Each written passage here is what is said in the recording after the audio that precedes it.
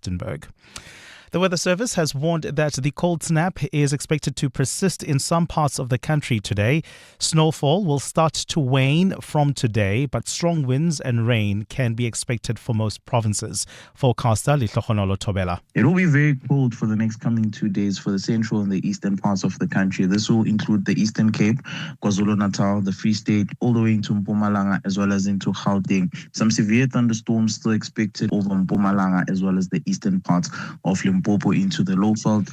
National Coloured Congress leader Fadil Adams may have some explaining to do after Parliament revealed that some of the things he said at the Madlanga Commission are not true. Adams' testimony has been postponed to next Wednesday after he submitted his statement the night before his appearance.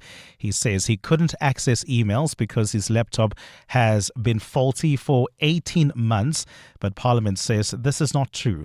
Alfara Mushwana has more. Parliament spokesperson Moloto Muthapo says Fadil Adams has created the impression that Parliament has failed to provide him with the tools he needs to do his work. The records do not show a persistent problem with his laptop, repeated hardware failures or freezing, or the device being repeatedly booked in for repairs. He says Adams's claim that he had no gadget to access information is not entirely true. Parliament provides members with a laptop, tablet and smartphone to support access to parliamentary systems and information. Just yesterday, Justice Mbuyiseli Madlanga told Adams to take the commission seriously. You should not treat this commission the way you have thus far, because every and anything you've said thus far is just totally unbelievable. I do not believe it. Adams will return to the commission next Wednesday.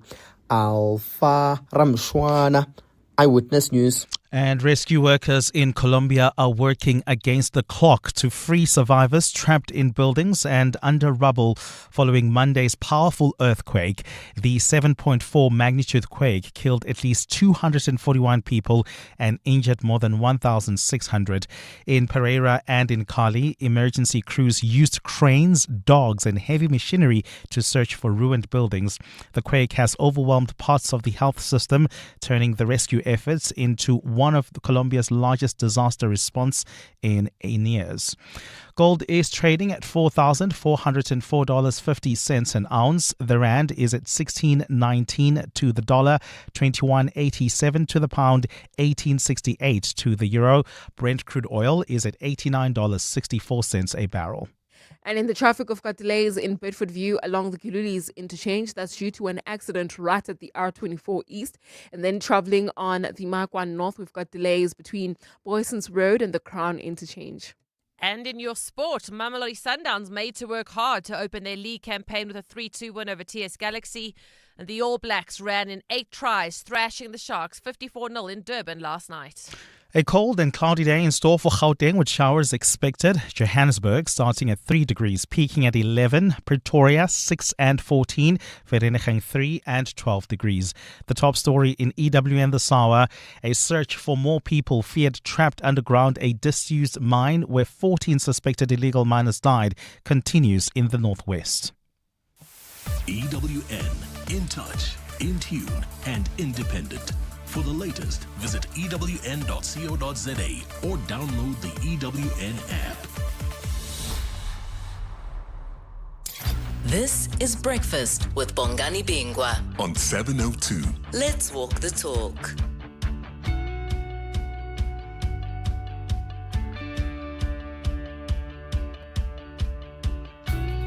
It is a Wednesday. I almost said Thursday. It is a Wednesday. What's my name? What time is it? Where are we? It's a Wednesday, the 12th of August. My name indeed is Bongani Bingwa. You're listening to 702 Breakfast. It being a Wednesday, we have got an Africa report for you. We're going to be speaking to the Executive Director of Intel Watch. What's the most fascinating thriller you have watched? I'm talking about perhaps a movie.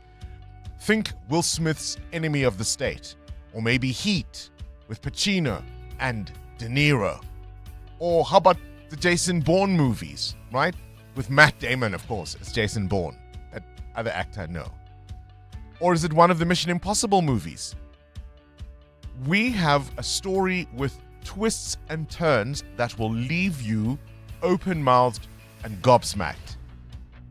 An elite Hawks officer investigates the abduction and possible murder of an asylum seeker who is linked to ISIS and wanted by the Americans. Except he gets killed for his troubles. The officers that he thinks might have either abducted or killed this asylum seeker himself is killed. They appoint 10 more detectives to investigate his murder, and they get threats saying it could be 10, it could be 15, it could be 20 of you. We'll get you all. And it happened right here in South Africa. This is Breakfast with Bongani Bingwa on 702. Let's walk the talk. That's just in the first hour of the show. Our big interview is going to be focusing on the DA's local government election manifesto. One of the interesting aspects of it is what the DA proposes to do with local government. Is this privatization by another name? They're saying they're going to be bringing the private sector to work a lot more with the municipalities they control to ensure service delivery. Already the howls of protests are emerging. But how does the tender system work in the first place? Isn't that in some way also privatization? Who will own the assets? How will it all work? We'll look at both sides of that issue with two guests who no doubt will have some strong views. Davy Ruet is the chief economist at the Efficient Group, and I promised Dr. Daniel Silk a little earlier on, but we won't be speaking to him, but rather Professor Siphamandla Zondi, who is, of course, from the University of Johannesburg. And then just before 9, we'll tell you about a fantastic new play. It's called A Good House, and it tackles issues of prejudice and privilege. We'll speak to one of the cast members, Lesako Siabe. You're with Bongani Bingwa.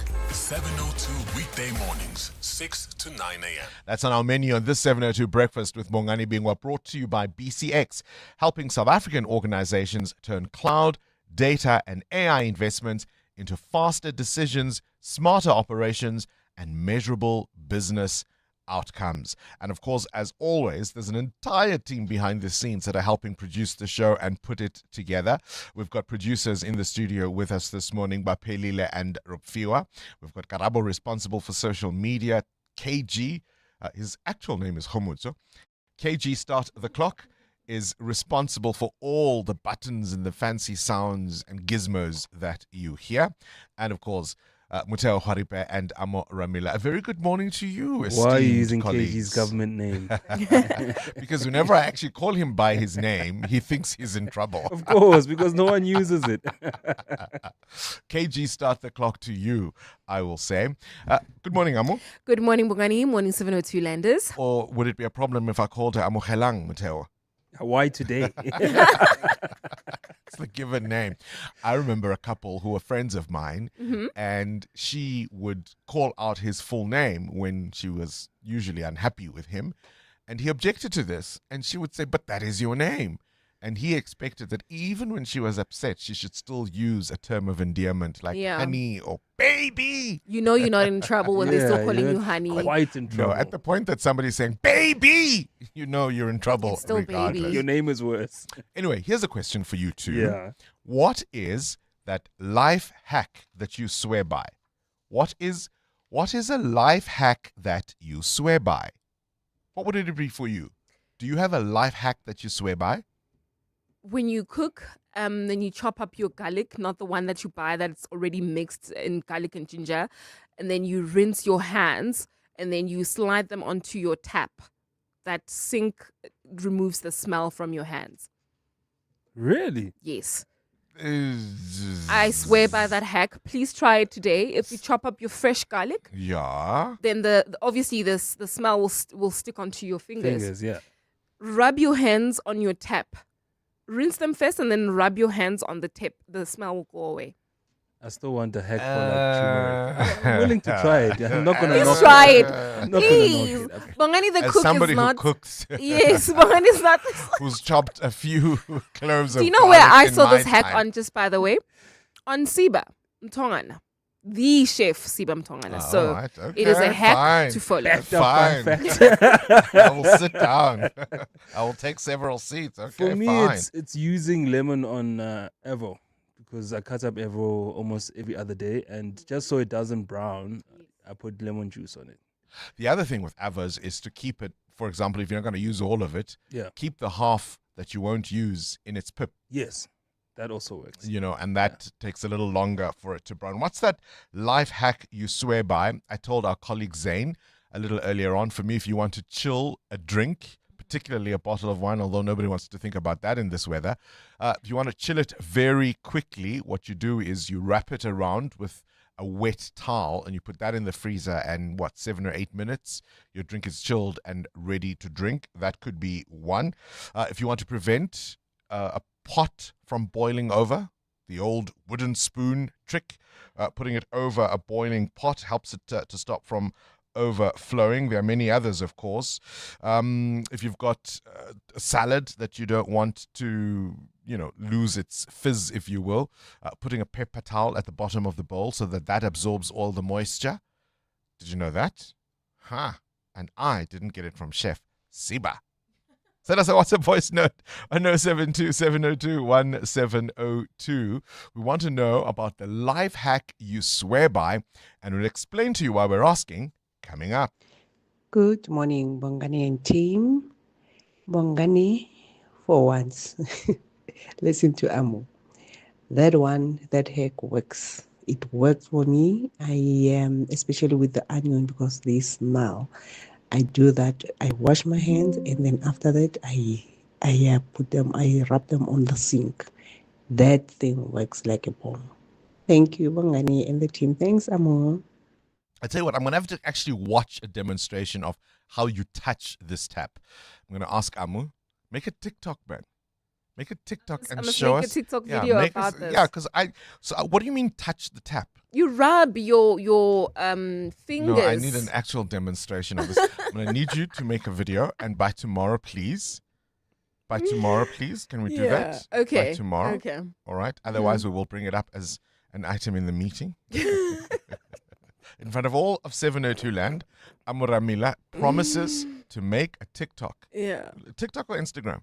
Instagram. Instagram. Let's do Instagram. And if people want to find out, what's your handle? It's at @amo_ramila. @amo_ramila. In the next 24 hours, she promises she will show us how to rub the tap to make the garlic go away. A little rub makes the onions go away.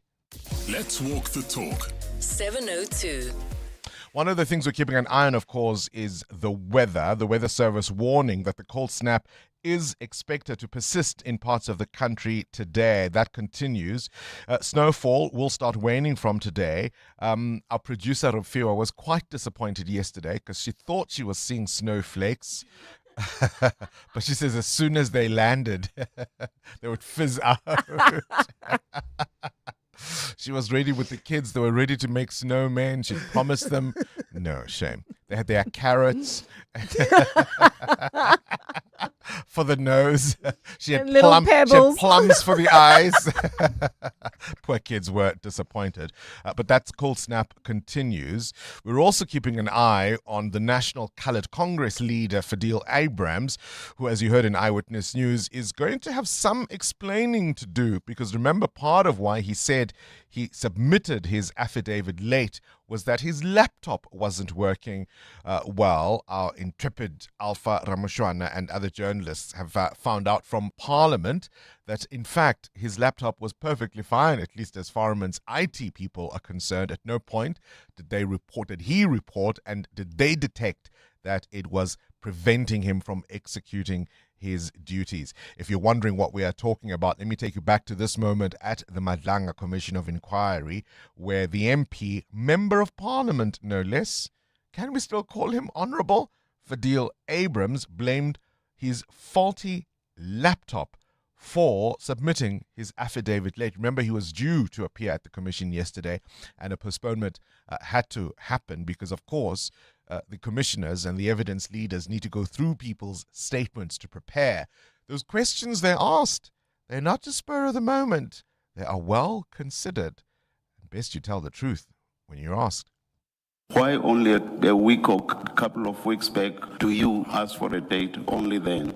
The Commission asked me 3 questions, Judge, and I felt that I could offer much more than 3 questions, which is why I asked for a date. When the date was proposed on the 11th, I emailed back. I said, can I have just a little bit more time? And I was told, no, the 11th is the only available date. I moved heaven and earth. I sat up nights to conclude this thing. And I'm not saying that I'm doing that what I did was right. But what I'm saying is I tried my level best to meet the deadline of Thursday. I couldn't. What I will say, and I will stop here, what I will say is it seems to me that you are not taking this commission seriously.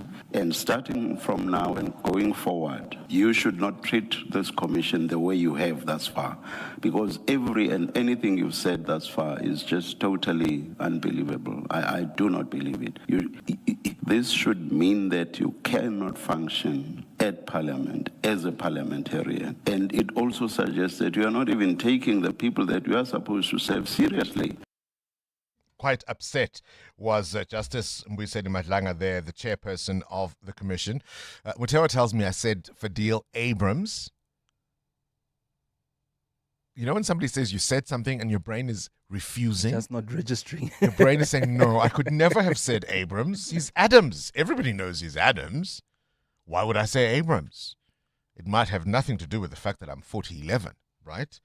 All right, Fadil Adams, before we get a flood of voice notes correcting me. Fadil Adams. And of course, one of the evidence, in fact, the chief evidence leader, Matthew Chaskelson, explaining that they're going to then need a postponement because, as I said, these things, they don't just wake up in the morning and decide what questions to ask. They have to prepare.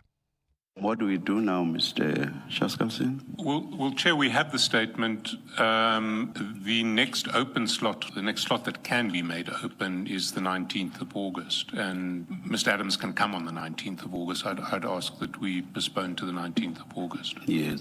For the record, let me just repeat something that you yourself already said, Mr. Chaskelson, which is that it is not practical for us to hear Mr. Adams's evidence now. People who follow the Commission's proceedings will have heard that all the time. We refer to what we have read in the statements of witnesses because we prepare ahead of time. If a statement was given or furnished to the Commission after 9 p.m., there is no way that that statement would then be forwarded to us commissioners for us to prepare. That's true of the evidence leaders as well, actually, because they too need to prepare. So practically, it is not possible to hear Mr. Adams's evidence today. For that reason, as Mr. Chaskelson requests, the hearing of his testimony Mr. Adams's testimony must be postponed. Mr. Adams, the hearing of your testimony is postponed to 19 August 2026. But of course, he was also quite adamant that everything that Adams had presented as the reason for his inability to appear yesterday, properly at least, was not to be believed by the Commission. 702 Breakfast with Bongani Bingwa is brought to you by BCX. Built on trusted telecom business connectivity. Powered by cloud, strengthened by security, enabled by AI. 19 minutes after 6, Mateo Khadipa, you've got a question of your own? Yeah, I want to know this morning, do you use WhatsApp calls as the default when you ring people? Or do you still believe in scrolling down your contact list and making a call using airtime? If I know you, my preferred option is a WhatsApp call because usually I'm on some Wi-Fi network or another, right? So it feels for me that it's not at a cost to me, if you know what I mean. Sure. Or at least not an additional one. So if I'm at home, of course, there'll be Wi-Fi. If I'm at the office, there'll be Wi-Fi. It feels to me that that's the cheaper option, quote unquote. But if I have to make an official call, I don't know, like the other day I needed to call my home insurance because a geyser had burst. Yeah. And of course, then I'll have to use the traditional airtime number. Yesterday I had to call the pharmacy. I have to use the traditional airtime I think that works number. out that way. Yeah. Amu?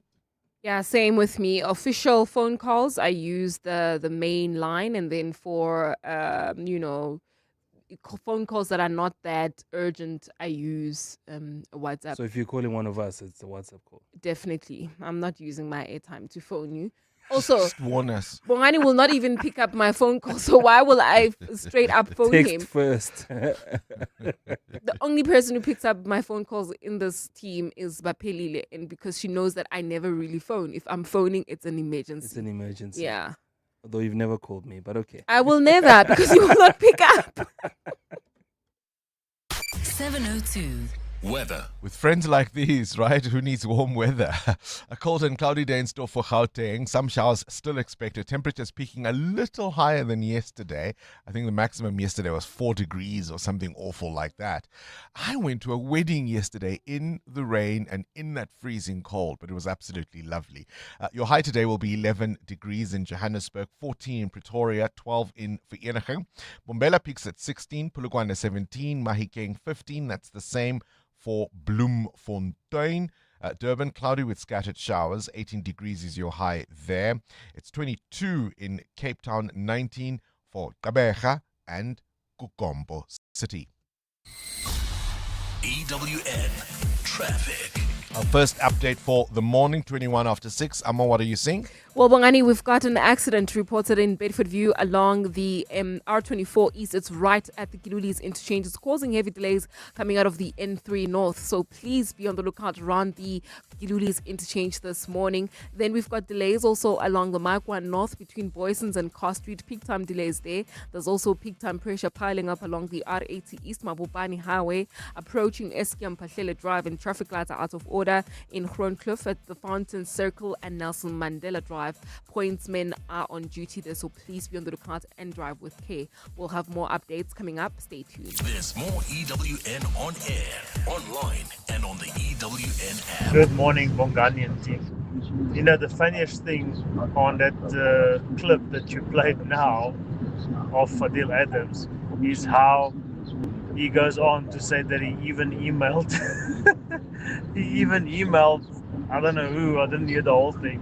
But he claims that his laptop was not working properly. But he goes on to say that he had even emailed whoever saying that he couldn't meet the deadline.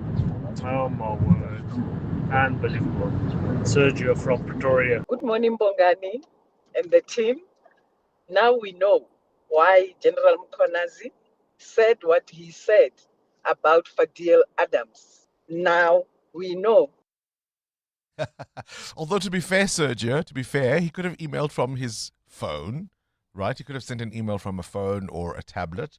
But a good point, good one to pick up. And yeah, indeed, we're getting to know quite a bit about who this chap is, aren't we? Start your day with Bongani Bingwa on 702. Let's walk the talk. Now, you want to talk about unintended consequences? Listen to this. South Africa has spent almost 300 million rand on the mass repatriation of undocumented foreign nationals, 293 million rand to be exact. This is according to the Department of Home Affairs. The figures were presented to Parliament's Portfolio Committee on Home Affairs yesterday, with Home Affairs saying the operation was not budgeted for and it is now seeking additional funding. The biggest cost was over 200 million rand just for the buses. 48 million rand was spent on a temporary processing center in Musina, and by the 7th of August, almost 90,000 people had been repatriated, mainly to Malawi and Zimbabwe. Government also trying to seek reimbursements from the governments of Malawi, Nigeria, and Ethiopia for some of the costs. I would tell all of them not to hold their breaths. Well, on this day in 1930, American inventor Clarence Birdseye was granted a patent for a method that we use every single day. Well, the result of which you and I use almost every single day. The idea of freezing food. His invention helped change the way food could be preserved and stored, eventually making frozen food a normal part of everyday life. So he filed the patent for frozen food. As you know, you can't order, a pizza from Debonair's, right? Or Domino's and then just throw it in the freezer for several months. It's got to be especially made for that purpose, as well as things like frozen carrots or peas, etc. Frozen food. The patent was filed on this day was granted on this day in 1930. And that's why we're asking the question, what is that life hack you swear by? Frozen food is obviously the life hack that Clarence Birdseye gave us in 1930. What is that life hack you swear by? Some people would freeze liters of water during load shedding and basically keep it around their frozen foods, because you don't know when the power will come back, right? Keeping old clothes or bubble wrap in your car for hail, should that happen. That's a hack, people say. Rolling your clothes instead of folding them to try and save suitcase space. That's a hack people have tried. What's yours? The Sky today will be putting on a double show. So in the Northern Hemisphere, parts of Greenland, Iceland, and northern Spain, and a small corner of Portugal will see the moon completely cover the sun, creating a total solar eclipse and briefly turning the day into darkness. And then tonight, a Perseid meteor shower will reach its peak. That's an annual display of shooting stars created when tiny pieces of dust and rock left behind by a comet burn up as they enter the Earth's atmosphere. Under ideal conditions, you could see as many as 50 to 100 meteors an hour. Even better, there'll be a new moon, so there'll be very little moonlight to wash out the meteors, making them easier to see. So even if you're not somebody who follows astronomy, this is a pretty incredible display if you're going to be in that part of the world. How do you feel about telemarketers? Amo? Random cold calls. Annoyed. They annoy me. Mateo? Do you love them? No. Do you have conversations with those aunties and uncles? No. Tell them about your troubles? Sfisa Zulu, you're a nice guy. How do you feel about telemarketers? I really don't like telemarketers, but I've heard stories like you just alluded to that people actually have conversations with them. And bare their souls to them. Yes, and talk about their lives, like sitting at a bar, talking to the barman about your problems. Well, in France, you will not be able to do that anymore because that country has banned unsolicited telemarketing calls, meaning businesses can no longer cold call people to sell products or services unless the person has already given consent or has an existing contract with that company. A French consumer group says 97% of people are annoyed by these calls. You know what I'd love to hear from? I'd love to hear from a telemarketer or one of the people who work in a call center where your job is to cold call strangers. And how do you get through that challenge? If you work in that sector, in a call center, and your job is to cold call, I'd love to hear from you. And in the year 2000, Cisco was singing about heartbreak and thongs, wasn't he? On this day in 2000, his Incomplete reached #1 on the US Billboard Hot 100, where it stayed for 2 weeks. It was a song about the emptiness of losing someone you love. Don't amount to you, so I can make believe I have everything, but I can't. He should have just cold called, shouldn't he? 702. The newspapers. The newspapers. Sfisa Zulu, a very good morning to you officially. Morning, looking at the newspapers, the Sowetan running quite a bit with that story about the cost of migrants, 300 million rand to send them home. Home Affairs now seeking extra funding after that mass repatriation drive blows their annual deportation drive. The front page of the Business Day, the GNU being blamed for joblessness. You, of course, would have heard those numbers of unemployment being announced yesterday, and it really is beyond depressing because the youth unemployment rate is now almost at 50%. What have you got? Devastating story, Bongani, from Colombia, where there's been an earthquake. More than 200 people are feared dead, and the rescue operation is just continuing. And now the country is calling for the international community to send as much help and possible help as possible because, you know, people are finding it hard to basically search for the survivors. They've got limited emergency services, so the international community is being called to please come and help. Oh, gosh. You know what? I was seeing much of yesterday Mm. was the story you told us about the kid who refused to be strapped on the aircraft. And there have been Yes. furious debates in my WhatsApp groups. People saying, you see, the kids of the naughty corner. But as I've been telling them, as you told us yesterday, it seemed the kid has some kind of anxiety around flying. They weren't just being a naughty child, refusing to obey, as it were. Those are newspapers. EWN Business. What's your default way of calling people, Mateo wants to know, via WhatsApp, or do you make the traditional direct call using airtime? Or have you all accepted that for most of us, we want to talk to each other on the phone, Lord knows why, but if we must, it would be via a WhatsApp call. What prompts the question? Bongani, South Africa's largest mobile networks say they're seeing a drop in traditional voice calls using airtime. Our local cellular users are answering fewer calls. This is due to the surging spam rates that they're seeing on their phones, significantly reducing call revenue for mobile network operators like MTN and Vodacom. Vodacom says in its last quarter, outbound voice minutes are declined by 6.4% in South Africa, while MTN told My Broadband that it had observed a gradual decline in voice revenue in recent years. MTN says this reflected broader shifts in customer behavior and a growing preference for data-driven communications. Some 29 million people use WhatsApp in South Africa, while exact figures specifically tracking how many individuals only make voice or video calls are not officially published by Meta. Overall, platform stats show a near universal adoption rate of around 93 to 95% among local internet users, with the vast majority utilizing calling features regularly. So 26 million South Africans use WhatsApp daily, and that's why we're seeing the drop in the use of airtime. I was at a friend's 50th over the weekend, and we were talking that amongst our social group, as a group of friends, how it was such a fight to move from BBM to WhatsApp, our little group. We should have fought harder. Right? We did resist Telegram, though. We said no to Telegram. Where's the rand? 16 Rand 19 cents against the US dollar in positive territory this morning. 18 Rand 68 cents against the euro. 21 Rand 87 cents against the British pound. Price of gold $4,397 an ounce. It's up 0.5%. Platinum also strong at $1,749.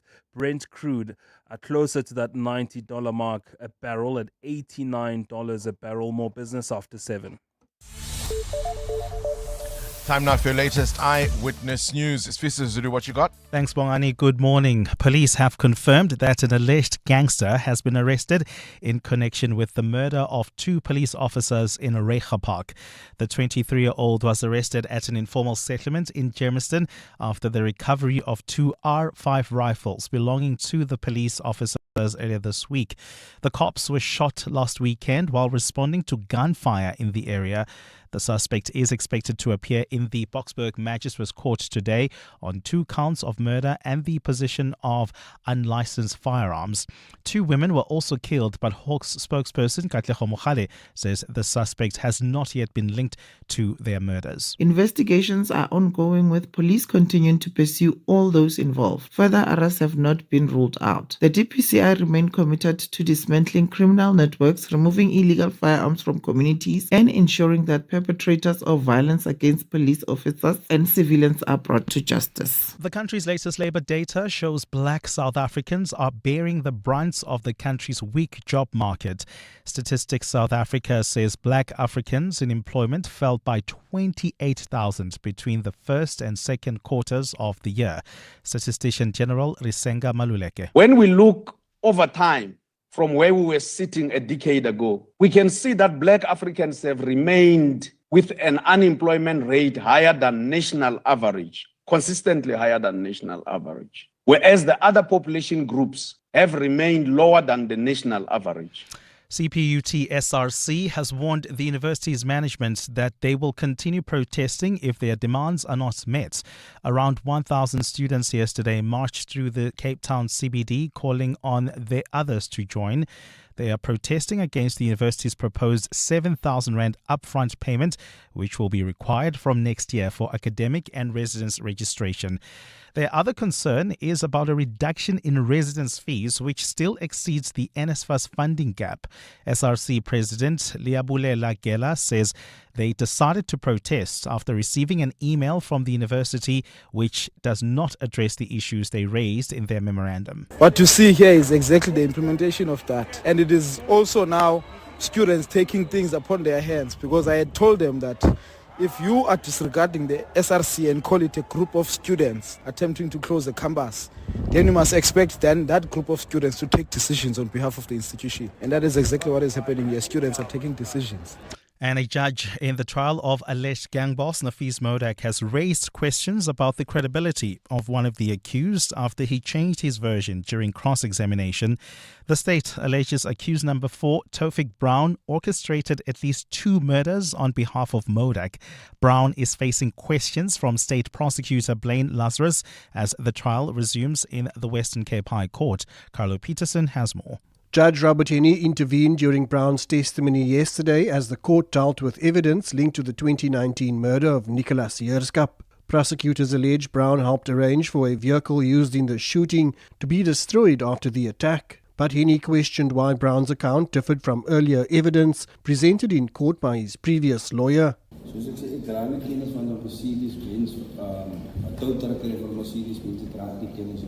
I say I bear no knowledge of a tow truck for Mercedes-Benz, my lord. Doesn't seem so. The state is set to question Brown about the attempted murder of attorney William Booth when the trial resumes today. Carlo Peterson, Eyewitness News. A cold and cloudy day in store for Gauteng with showers expected today. The temperatures are at lows of 3 and 6 degrees, peaking at highs between 11 and 14. And in the traffic, we've got delays on the M1 North between Boysons Road and Carr Street. There's also queuing traffic reported in Soweto along Klipsford Valley Road approaching the Soweto Highway Circle.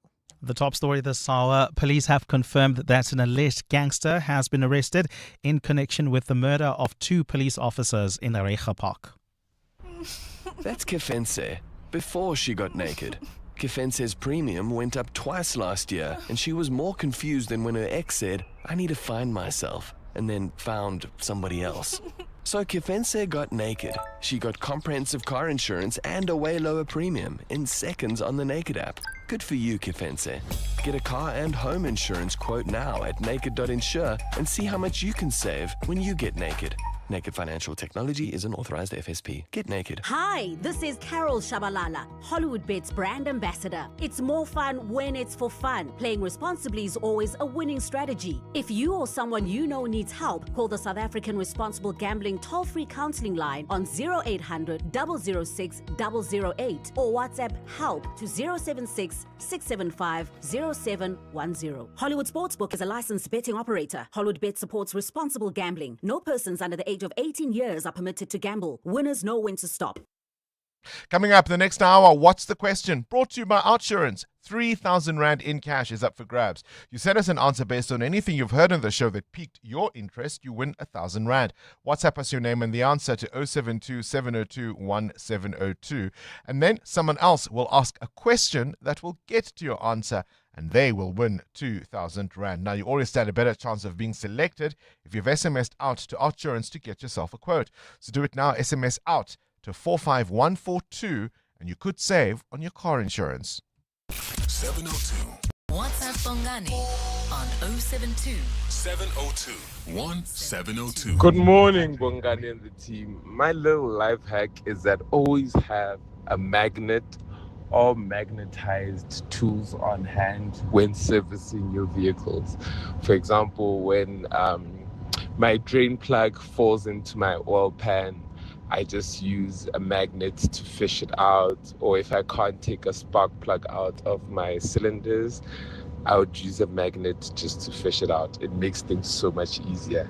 Katlego from Pretoria. Good morning, team. To stay with the avo, when you make your salad, if you, for example, you're taking a salad over to a braai or something, and you've already chopped up your avo, keep your pip in the salad dish with all the mixed vegetables or all of your ingredients.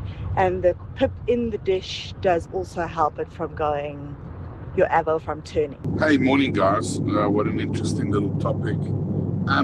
So I was told some time ago, and I've actually used it. You know, when you got a price tag or a label or something on glass or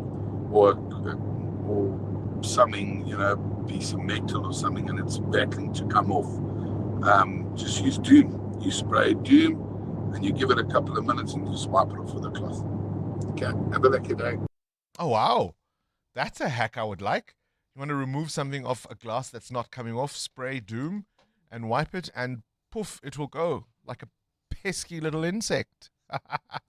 That's a lovely one. So keeping the pip, even if you've put avo in the salad, and you don't want, maybe you don't think you'll consume all of the salad in one go, and you don't want the avo now to brown in the salad, keep the pip in the salad dish. I didn't know that. We're talking about life hacks you swear by.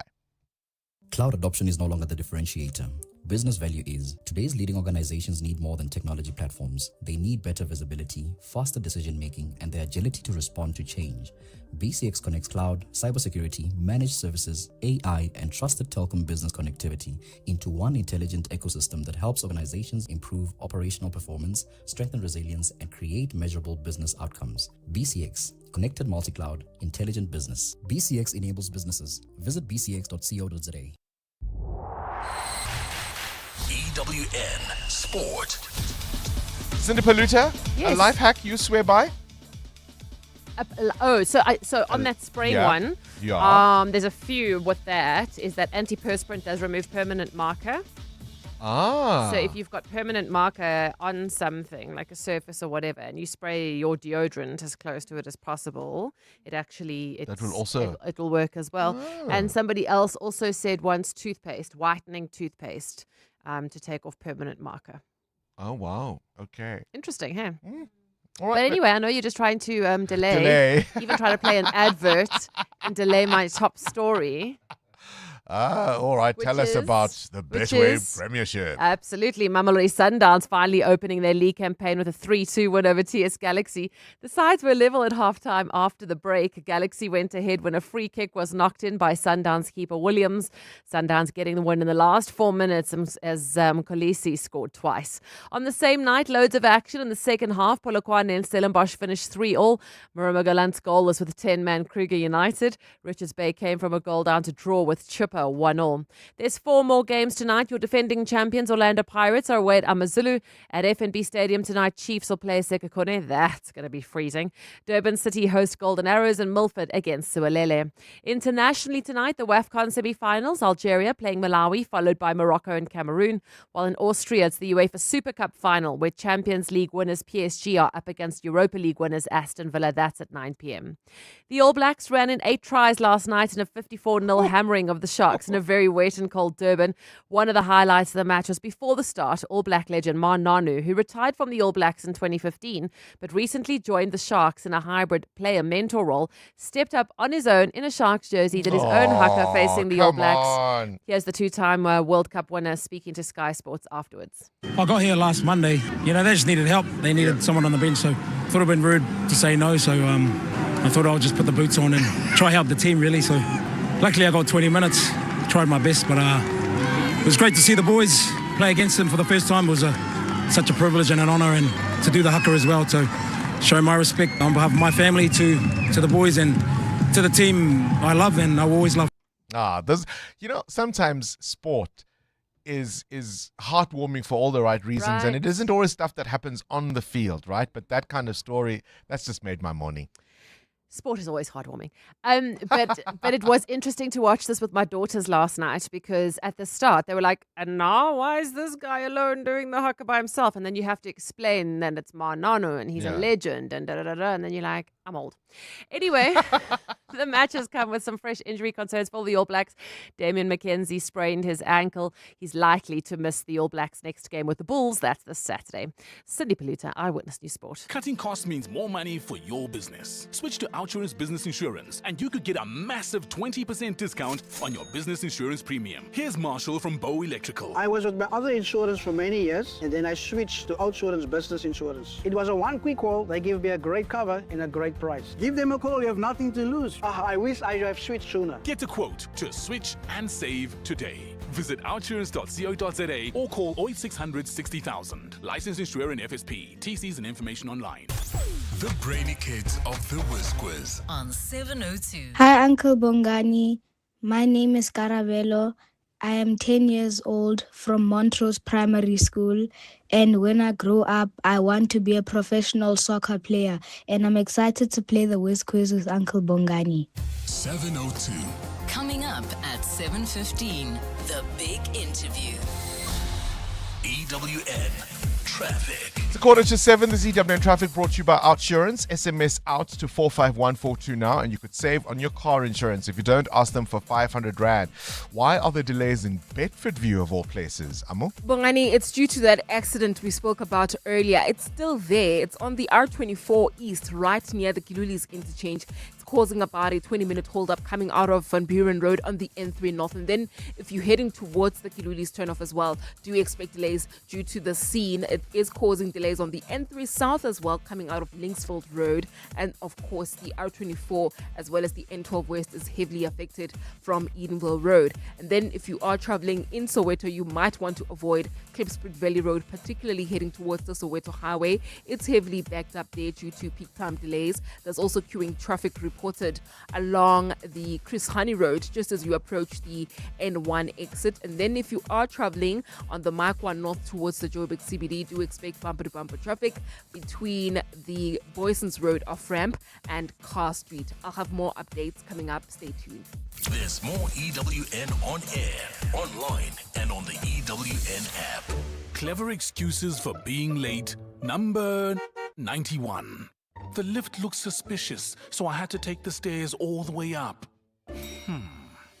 Fortunately, with the Outsurance pointsman on the roads, you no longer have to come up with creative excuses for being late. The Outsurance pointsmen have been easing traffic congestion so we all get to where we need to be quickly and safely for the past 20 years. With Outsurance, you really always get something out. In partnership with 702, Outsurance is a licensed insurer and FSP.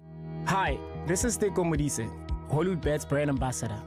Be a winner who knows when it's time for a timeout and play responsibly. If you or someone you know needs help, call the South African Responsible Gambling Toll-Free Counseling Line on 0800 006 008 or WhatsApp help to 076 675 0710. Hollywood Sportsbook is a licensed betting operator. Hollywood Bets supports responsible gambling. No person under the age of 18 years are permitted to gamble. Winners know when to stop. That's Liesel, before she got naked. Liesel checked her insurance premium and got angrier than the time a teenager called her Tani. So Liesel got naked and got comprehensive car insurance and a way lower premium in seconds, all on the Naked app. There we go, Liesel. Get a car and home insurance quote now at naked.insure and see how much you can save when you get naked. Naked Financial Technology is an authorized FSP. Get naked. This is 702 Breakfast with Bongani Bingwa, brought to you by BCX. Built on trusted connectivity, powered by cloud, strengthened by security, enabled by AI. No, morning bongs, morning tea, morning lender, semi tea, panyeka. All bongs, you've raised an important question about this tele what calls as bongs. I wish South Africa can bend that as like France. Because of these people they call bongs, when you answer, some they're laughing at the back, some they don't do nothing, some they just call and drop. So, and at that time, you are in important meetings or something. So I don't understand why they're doing that. Really, I don't understand. Maybe as you're saying, you can get one of them to call and just explain to us what's happening. Because of really, I think they have a lot of time to play. A lot. Well, I mean, it is their job, and presumably they have some kind of success rate. Otherwise, those call centers wouldn't do what they do as far as cold calling is concerned. And I think it must be one of the really toughest jobs. Can you imagine what it must be like to work doing work that annoys the people you are trying to sell a product or service to? I'd love to hear from you if you work in a call center and your job is to cold call strangers and offer them products or services. How do you get through your days? Who is the whizziest of them all? It's the Whiz Quiz on 702. Up next, it's a really gripping tale. A South African police detective told his bosses he feared he'd be killed by the country's military. 2 days later, he was found shot dead in his car by the side of the road. He'd been investigating special forces and whether or not they were behind the disappearance of a suspected member of Islamic State and his bodyguard. It's a real page turner, isn't it? In the meantime, let's speak to Karabelo, who is 10 years old and goes to Montrose Primary School and wants to be a footballer one day. Karabelo, do you have a particular position you like to play? Yes, I like right winger. You are a right winger, are you? All right, well, let's Yes. see if you can score some goals in the Whiz Quiz. KG, Thank you, Uncle. start the clock. Right, if you put January and December, how many days do they have all together? 62. Correct. What is the fastest land animal in the world? Cheetah. Correct. What do bees collect from flowers to make honey? Pollen. Nectar. What is the main diet of carnivores? Plants. No, meat. Meat, correct. How many continents are there on Earth? 7. Correct. How many centimeters are in 1 meter? 100. Correct. Where is the smallest bone in the human body? Is it in the ear or the leg? The ear. Correct. Which word means great confusion? Integrity or turmoil? Turmoil. Correct. What is 10 times 5? 50. Correct. Spell the word normal. Normal. That is indeed correct, but not in time, I am afraid. A really good round for you. A really, really good round for you, Karabelo. You walk away with 800 Rand. 8 correct answers. Karabelo, they're 10 years old. To play the Whiz Quiz, you must be aged 10 to 13. The Brainy Kids of the Whiz Quiz On 702. 702. The Africa Report. The Africa Report. Think about this. James Bond, darkened rooms, coded messages, diplomatic passports, maybe even mysterious meetings in a hotel. No, it's not a Hollywood thriller. It happened right here in South Africa. It's prompted by an investigation by the BBC, and it raises the curtain on a shadowy world. So, a South African police detective told his bosses he feared that he might be killed by our country's military. 2 days later, he was found shot dead in his car on the side of the road. He'd been investigating whether our special forces were behind the disappearance of a suspected member of Islamic State or ISIS and his bodyguard. Why was this officer killed, and what happened to Abdella Abadiga? We are joined now by Piers Pigou, who is Executive Director of Intel Watch, who's going to help us perhaps to try and decode this clandestine world. Piers, always a pleasure to have you on the show. Thank you for your time. Good morning, Bongani. Good morning to the listeners. I mean, this story reads like a thriller, like a page-turner from some of the best writers in this genre. But let's strip away perhaps the James Bond imagery. How active is the world of foreign intelligence and espionage on the African continent? Well, I think for obvious reasons, economic and political, intelligence actors from across the world are operating on this continent and have done so for many years. There are obviously profound security interests, and that extends obviously beyond hard security concerns to economic long-term security concerns, the locking down of supply chains, all of this kind of issue. This is part of a much broader world around espionage and around economic intelligence and political intelligence, security intelligence. All right, so that's the bigger picture, but the details are an Ethiopian national arrives in South Africa. His name was Abdella Abadiga. He was an asylum seeker here in South Africa, but allegedly he very quickly built a network of extortion with operatives targeting the Ethiopian community. Except, of course, he pocketed a lot of the money himself, it is alleged, until the Americans came knocking by and said he was funding or channeling some of that money to support ISIS activities. Yeah, this is the broad brushstrokes of the assertions made in the BBC documentary. It's important to remember that South African investigative journalists and organisations have been working on this case for several years now as well. And there are a wide range of unanswered questions about the role of Abadiga within the communities of Fordsburg and Mayfair and the relationship with Islamic State, and most importantly, the nature of the relationship with the security services here, the extent to which, in fact, he was an asset of one of our intelligence agencies here, and indeed whether he was an asset that had gone rogue and then was dealt with, which is kind of the essential hypothesis inside the BBC documentary. He was, of course, understood to have been abducted from the Mall of Africa on a random morning, and it's understood that from the CCTV footage that he went into the car park having paid his ticket and was never seen again. Yes, I mean, the evidence was collected by Abadiga's brother related to a habeas corpus case to try and force the military to produce Abadiga a few days, weeks after the abduction itself.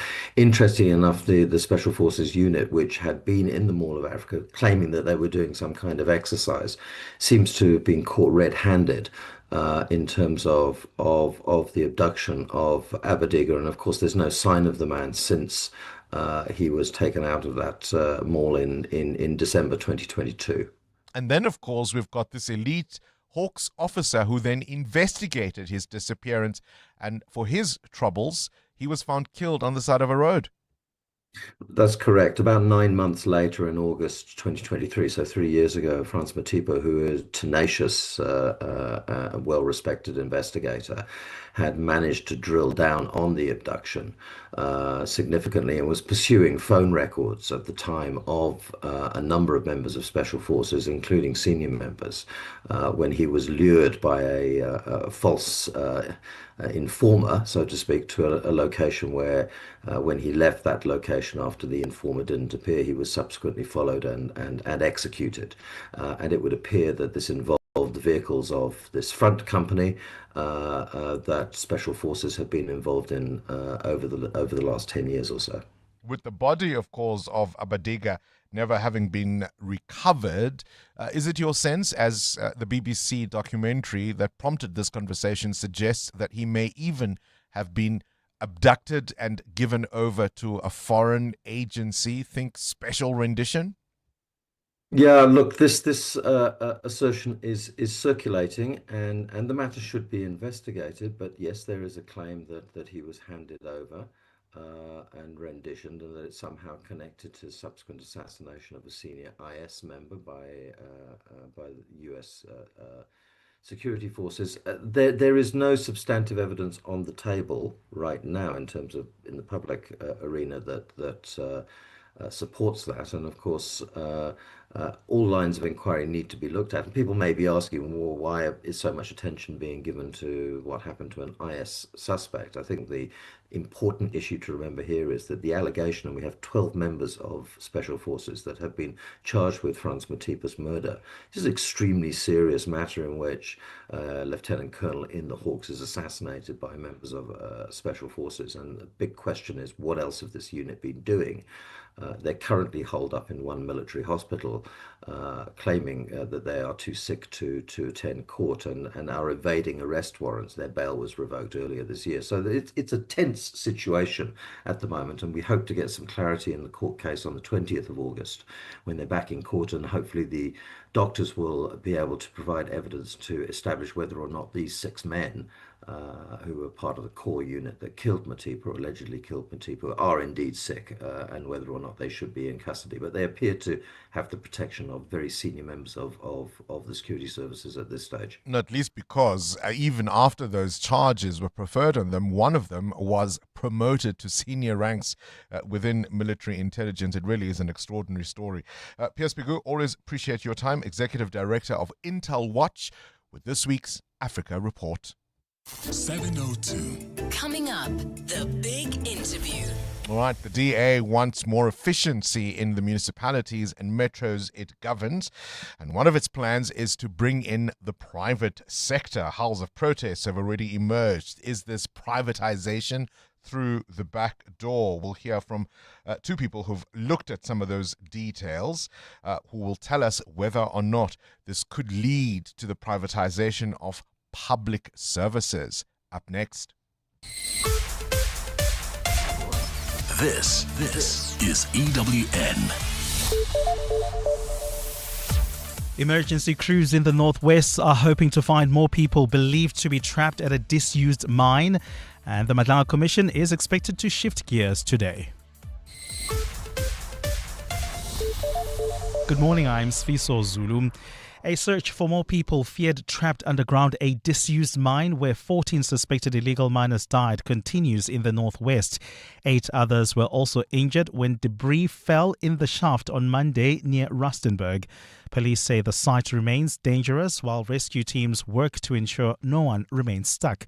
Nkosikhona Malingamnisi reports. The painstaking operation to clear and inspect the rubble is continuing amid concerns that additional victims could still be buried beneath the collapsed mine heap. But efforts have been complicated by the unstable conditions on site, with police confirming a further collapse since the initial incident. The area remains under heavy security, with private guards patrolling the mine, while access is tightly controlled as investigators continue their work. The tragedy has also raised questions about oversight at the operation after police admitted they were unaware of both the alleged illegal mining activity and the mine's lawful operations. However, police have maintained that the monitoring of licensed mining sites falls under the Department of Mineral Resources and Energy. For now, police say their priority is to methodically scour the unstable rubble and account for everyone who may have been at the site when the collapse occurred. Nkosikhona Malingamnisi, Eyewitness News. Police have confirmed that an alleged gangster has been arrested in connection with the murder of police officers in Reiger Park. The 23-year-old was arrested at an informal settlement in Germiston after the recovery of 2 R5 rifles belonging to the 2 officers earlier this week. The cops were shot last weekend while responding to gunfire in the area. The suspect is expected to appear in the Boksburg Magistrates Court today on 2 counts of murder and the possession of an unlicensed firearms. 2 women were also killed, but Hawks spokesperson Katlego Mogale says the suspect has not yet been linked to their murders. Investigations are ongoing, with police continuing to pursue all those involved. Further arrests have not been ruled out. The DPCI remain committed to dismantling criminal networks, removing illegal firearms from communities, and ensuring that perpetrators of violence against police officers and civilians are brought to justice. The Madlanga Commission will shift focus this morning as it starts to hear evidence about police officers who are allegedly part of hit squads operating in KwaZulu-Natal. The Commission says they allegedly targeted suspects in cash and transit robberies, as well as taxi operators and drug syndicates. The killings are said to have been conducted under the guise of a task team. And staying with the Commission, the National Coloured Congress leader Fadil Adams has some explaining to do after Parliament revealed that some of the things he said at the inquiry yesterday are not true. Adams' testimony has been postponed to next Wednesday after he submitted his statement the night before his appearance. He says he could not access emails because his laptop has been faulty for 18 months. But Parliament says this is not true.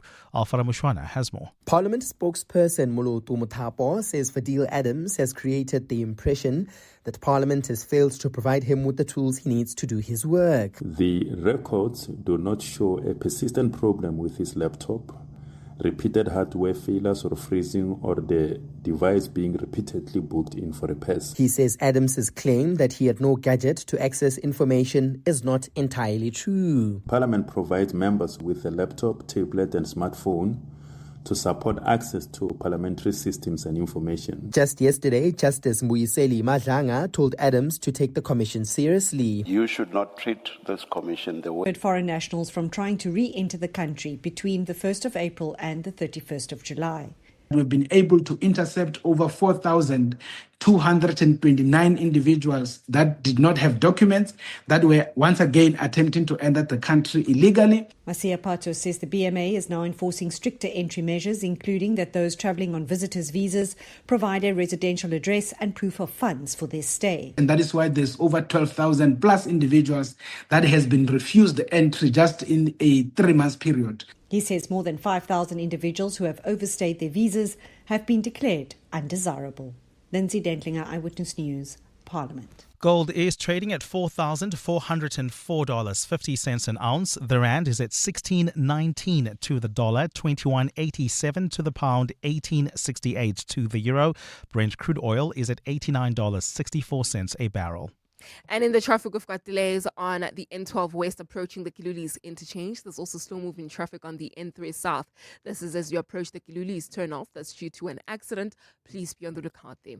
And in your sports, Belele Mkolise scores twice in the dying minutes as Mamelodi Sundowns opened their league campaign with a 3-2 win over Galaxy. Tonight, Pirates away at Amazulu. Chiefs are hosting Sekhukhune. And the All Blacks thrashed the Sharks 54-0 and now worry about Damian McKenzie's sprained ankle. A cold and cloudy day in store for Gauteng with showers expected today. Johannesburg is at a low of 3 degrees, peaking at 11. Pretoria 6 and 14. Vereeniging 3 and 12 degrees as well. The top story in EWM this hour, a search for more people feared trapped underground a disused mine where 14 suspected illegal miners died continues in the northwest. EWN, in touch, in tune and independent. For the latest, visit ewn.co.za or download the EWN app.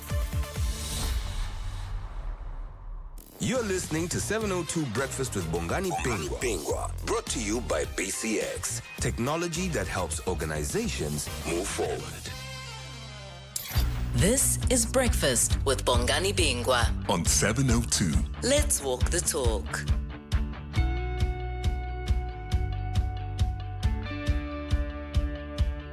8 minutes after 7 o'clock yesterday, of course, all eyes on the Madlanga Commission of Inquiry. It was expected that the National Coloured Congress leader, Member of Parliament, Fadil Abrams, would be the main witness. He, of course, could not do so because the Commission said it had received his affidavit quite late in the day and the night before, and they needed time to prepare so that they could deal with the matters that he states in that sworn statement.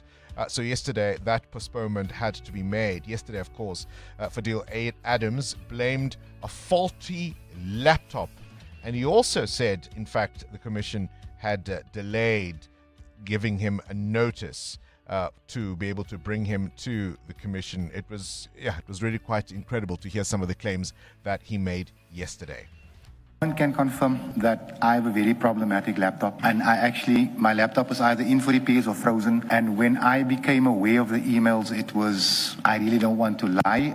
I think around about March. You would not have to lie, so you don't even need to. No, Commissioner, at any rate, I was aware of the Roof 3 a few months ago. But What's a few months ago? I think 3 months ago, 4 months ago, when I became aware of it. I had not noticed it in October. Surely this is something very important. You cannot be as unspecific as you are. When did you first become aware of the rule re-notice? If you're going to ask me for a date right here, Justice, I really wouldn't be able to give you one, but it was a few months ago. But I'm under the impression that I will be getting more questions because people are mentioning me every day, so I was waiting for that. And Honourable Shackleton is 100% right in his assessment. But eventually I saw that I wasn't going to get a subpoena, and that is why I emailed Is the laptop you are talking about about the same laptop you are using for your parliamentary business? It is. So are you telling us that you are able to function in Parliament with a laptop that's giving you the problems that you are telling us now? I am struggling with it. And how are you able to function at Parliament? Well, half the times I don't. Half the times I have to walk to people for information or call up for information. Does he believe it? That's really what I'd like to know. Does he has to walk? Imagine a whole MP going around asking people what was said. Asking a whole Julius Malema about what was said about something because your laptop is not functioning. This is what the commission thought of that. Don't you have IT people who can sort out your laptop? They do sort it out for me regularly. Works for a few days and then it just kicks in again. I find that very hard to believe. It can be confirmed by Parliament. I find that very hard to believe. That from October last year is only about 3 months back that you became aware that you got a Rule 3 notice from this commission. I find that very hard to believe. Are you telling us the truth? 100% Justice. And is this the case also with everything else you received from Parliament? From October last year until about 3 months ago, you did not receive anything from Parliament. Justice Madlanga, I never said that. I'm saying that the laptop freezes on a daily basis. And therefore, whenever I take it out my bag, I normally have to go to IT. It'll work for a day or two and it'll start again. You say you never said what I just suggested to you now. If you did not get the Commission's Rule 3 notice from October until only about 3 months ago, that should be true of communications from Parliament as well. It's on that basis that I've just said what I said to you now. Yes, Justice, that is what I'm agreeing with you. So from October, I thought you were saying that's not what you said. No. He gets trapped, you see, because he thinks he's being clever. Because Judge Madlanga says, well, hang on, if you couldn't get our notice, that surely means you couldn't get anything even from Parliament, right? Your computer couldn't choose when it wanted to work and what information it could receive. Either you weren't getting anything or you were getting everything. And he gets trapped in his own explanation. Can't wait till the 19th of August, can you? This is Breakfast with Bongani Bingwa on 702. Let's walk the talk. Things you need to know at this hour, 12 after 7. So, what do young humans and elephants have in common? Well, they both have their own day today. Every year on this day, the United Nations marks International Youth Day, shining a spotlight on issues young people face around the world and the role they'll play in shaping the future.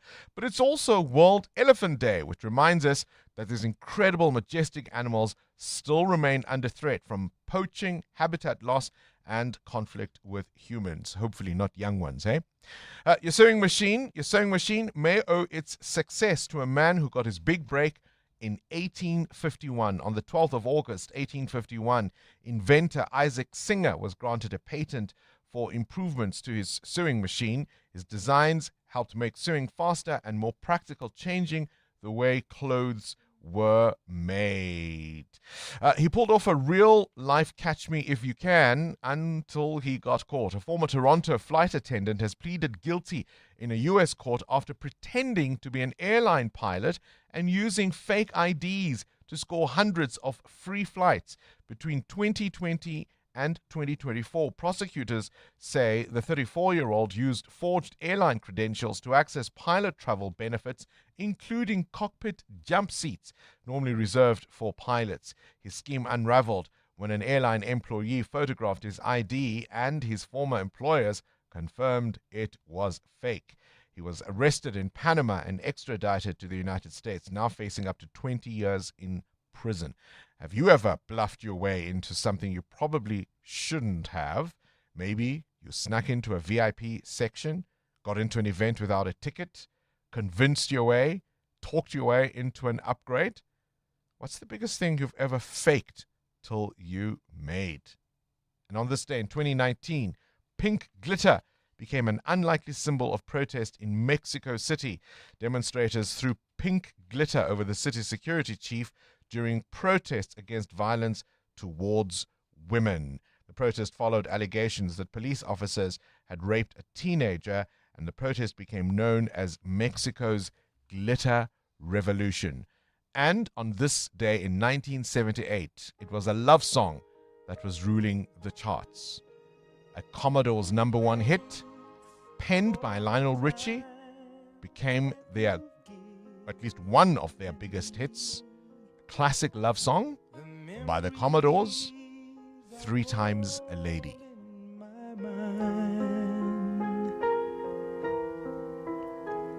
And now that we've come to the end of our rainbow, there's something I must say out loud.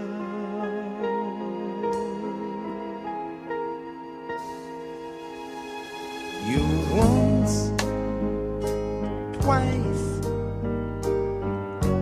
3 times a lady, and I love you. Oh, what a classic. Yes, you won't. Lionel Richie. Do you know that over a 12-year period, he once had a #1 song every year that he'd penned, either performed by him or other artists, but for 12 years in a row, he had a #1 song every year. What a great songwriter he was, wasn't he? 7:02. Up next, The Big Interview. EWN Traffic. The big interview focuses on the promises made in the DA's election manifesto. We'll tear that apart with 2 analysts. In the meantime, this EWN Traffic brought to you by Outsurance. SMS out to 45142 now, and you could save on your car insurance. If you don't, you can ask them for 500 Rand. There's a crash on the N12 West. Amo? Bongani, traveling around the Kiluli's Bedford View area this morning could be problematic. Now we do have that accident that you are talking about. It is on the N12 West, right near the Kiluli's interchange. Delays as you come out of Barber Road. That's on the N12 West, and then on the R24 West as you come out of Edenville Road. So please approach with care or try to avoid. The N17 is your best route. More updates coming up. Stay tuned. There's more EWN on air, online, and on the EWN app. Deciding to skip the gym may cost you that smoothie reward, but deciding to stay with your current car insurance could be costing you thousands of rands in savings every year. With Outsurance, 48-year-old Sylvia saves an incredible 802 Rand a month on a 2019 BMW X1. Switch to Outsurance today and you too could be one quote away from having more money in your pocket every month. SMS out to 45142. That's out to 45142. Outsurance is a licensed insurer and FSP. T's, C's, and information online. 7:02. The Big Interview. With Bongani Bingwa. On to this now. Over the next few months, of course, parties, in fact, over a few weeks, I should rather say, parties are going to be releasing their election manifestos. This past weekend, the Democratic Alliance released theirs, and the central message is that the party promises better run municipalities. They're promising reliable basic services, cleaner government, and greater economic opportunity. But one of the things that caught my attention was the involvement of the private sector. There are already howls of protests suggesting privatization via the back door. But don't we already have the private sector via the tendering system? So let's try and get some sense of it, or make sense of it at least. We've got 2 guests joining us this morning. Professor Siphamandla Zondi is from the University of Johannesburg, a professor of politics. We're also joined by Dawie Ruot, who is the chief economist at the Efficient Group. Welcome to you both, and thank you for your time. I'll start with you, Dawie Ruot. Firstly, I suppose, a broad stroke look at the election manifesto of the Democratic Alliance ahead of this local government election.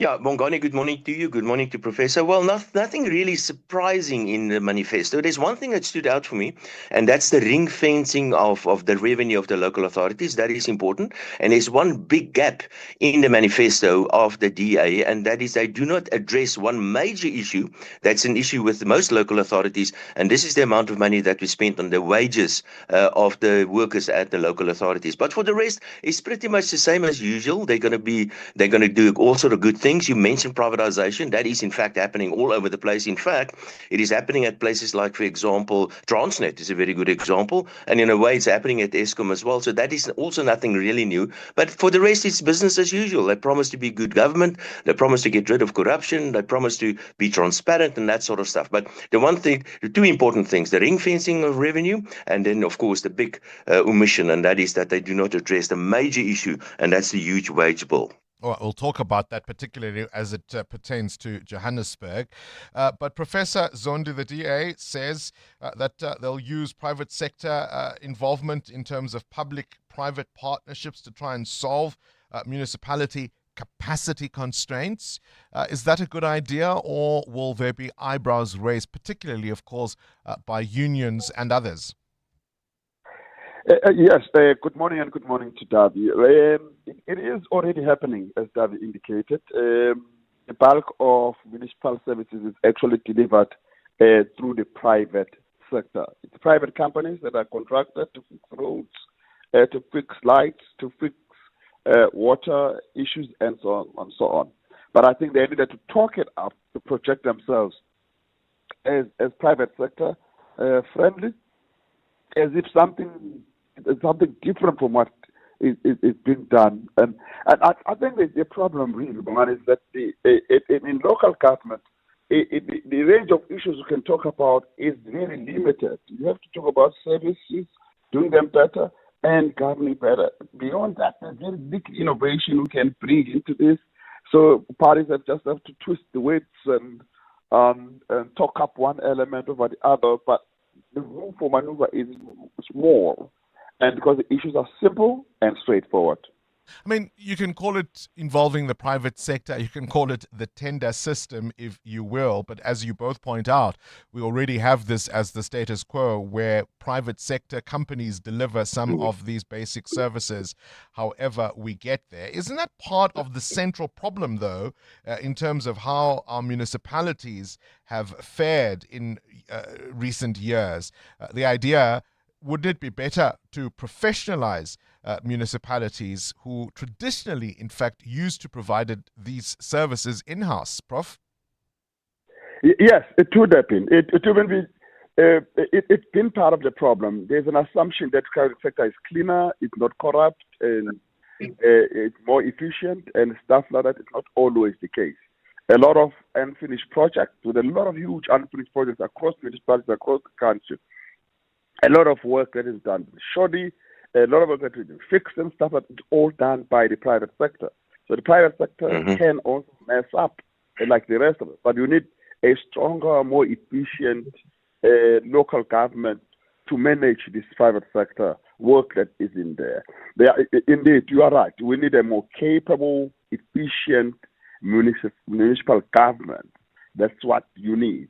Appointing the right people in the right places, and make sure that they can implement what they do, and there is consequence management for all the shenanigans they get involved in. And short of that, you are not going to fix things. And the DA itself has and knows that it has had that situation, such as in China and all that. You appoint people and you think they are, not because they have had track record anywhere, but because you trust them. And sometimes those people don't deliver as you wish they do. And that's going to be the biggest challenge they're going to face. You've got to get the skills that are needed. You've got to find them somewhere. And you've got to make sure that government works in a stable way. And it's a tough one. Every party is going to promise that. And we have to work and see if they're able to do it. All right. Davi Road, what's your view on this? I mean, isn't this one of the original sins in terms of where local government has gone wrong in South Africa? The issue of tendering, the issue of bringing the private sector to provide services that traditionally, at least in the old days, used to be provided by the municipalities with internal capacity and skill. Bongani, let me maybe take another angle to this, and this is a debate about ideology. Should the private sector provide certain services, or should the state provide, or then the local authorities provide these services? And that is what we're debating here, and there's nothing wrong with that. But we have to understand something, and that is the local authorities are probably the single most important authority out there, because without electricity, without water, without the pavement, you cannot have an economy. You need the local authorities; they are crucially important. And if you look at the local authorities, the Auditor General's report came out not too long ago. The local authorities are collapsing all over the place. The local authorities become financially unstable. They simply cannot survive. And look at Johannesburg, for example. That is crucially important for Johannesburg to work. So we can debate. Should it be the private sector? Should it be a professionalized state? Because a local authority is part of the state. How should we approach it? But we must understand the first priority must be to stabilize the finances of the local authorities and to start to get them to work. And whether we use the private sector or we professionalize the local authorities, that is really, that's something, a longer term project that needs to be addressed. But in the short term, the local authorities are collapsing. We must understand that. And it is damaging the economy, and it will continue to damage you. See what happened to the unemployment numbers yesterday. It went up again. If we don't fix this, we will see a continuation of high levels of unemployment and weak economic growth. So it doesn't matter who does it as long as the job gets done. One of the things that has emerged, particularly in a large metro like Johannesburg, are these enclaves, if you will, particularly when it comes to the middle classes and higher income groups, people who are able to shelter themselves from the municipal collapse that surrounds us, people who live in private estates, in gated communities, who have solar panels, who have boreholes, who got private security, whose kids go to private schools, who use the private medical healthcare system, and so on, and perhaps also whose rands are being lost to the municipality in many senses, because they're able to provide some of those services for themselves. That's been one of the talking points around what happens next for the city of Joburg. How do we make this a city that works for all? Davi? Yeah, well, you mentioning the gated communities. Now, let me give you one example, and you actually mentioned this, and this is what's been happening to Eskom.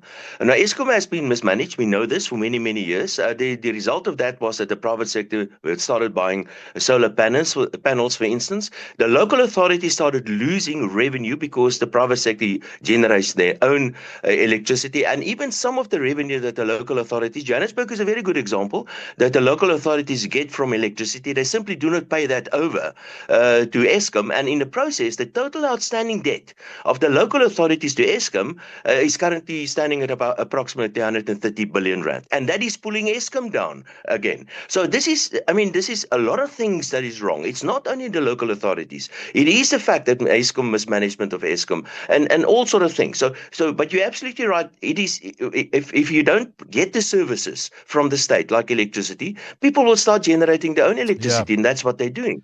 If you don't get the services in terms of the police, and again, it's not only local authorities, look what's happening at the police, then people will get their own security. And inevitable what is happening in South Africa, we've got this huge masses of very unemployed and very, very poor people, and these islands of wealth, people trying to look after themselves. So what you need to do is to try to fix the local authorities, whether, as they say, it doesn't matter what the color of the cat is, as long as it catches the mouse.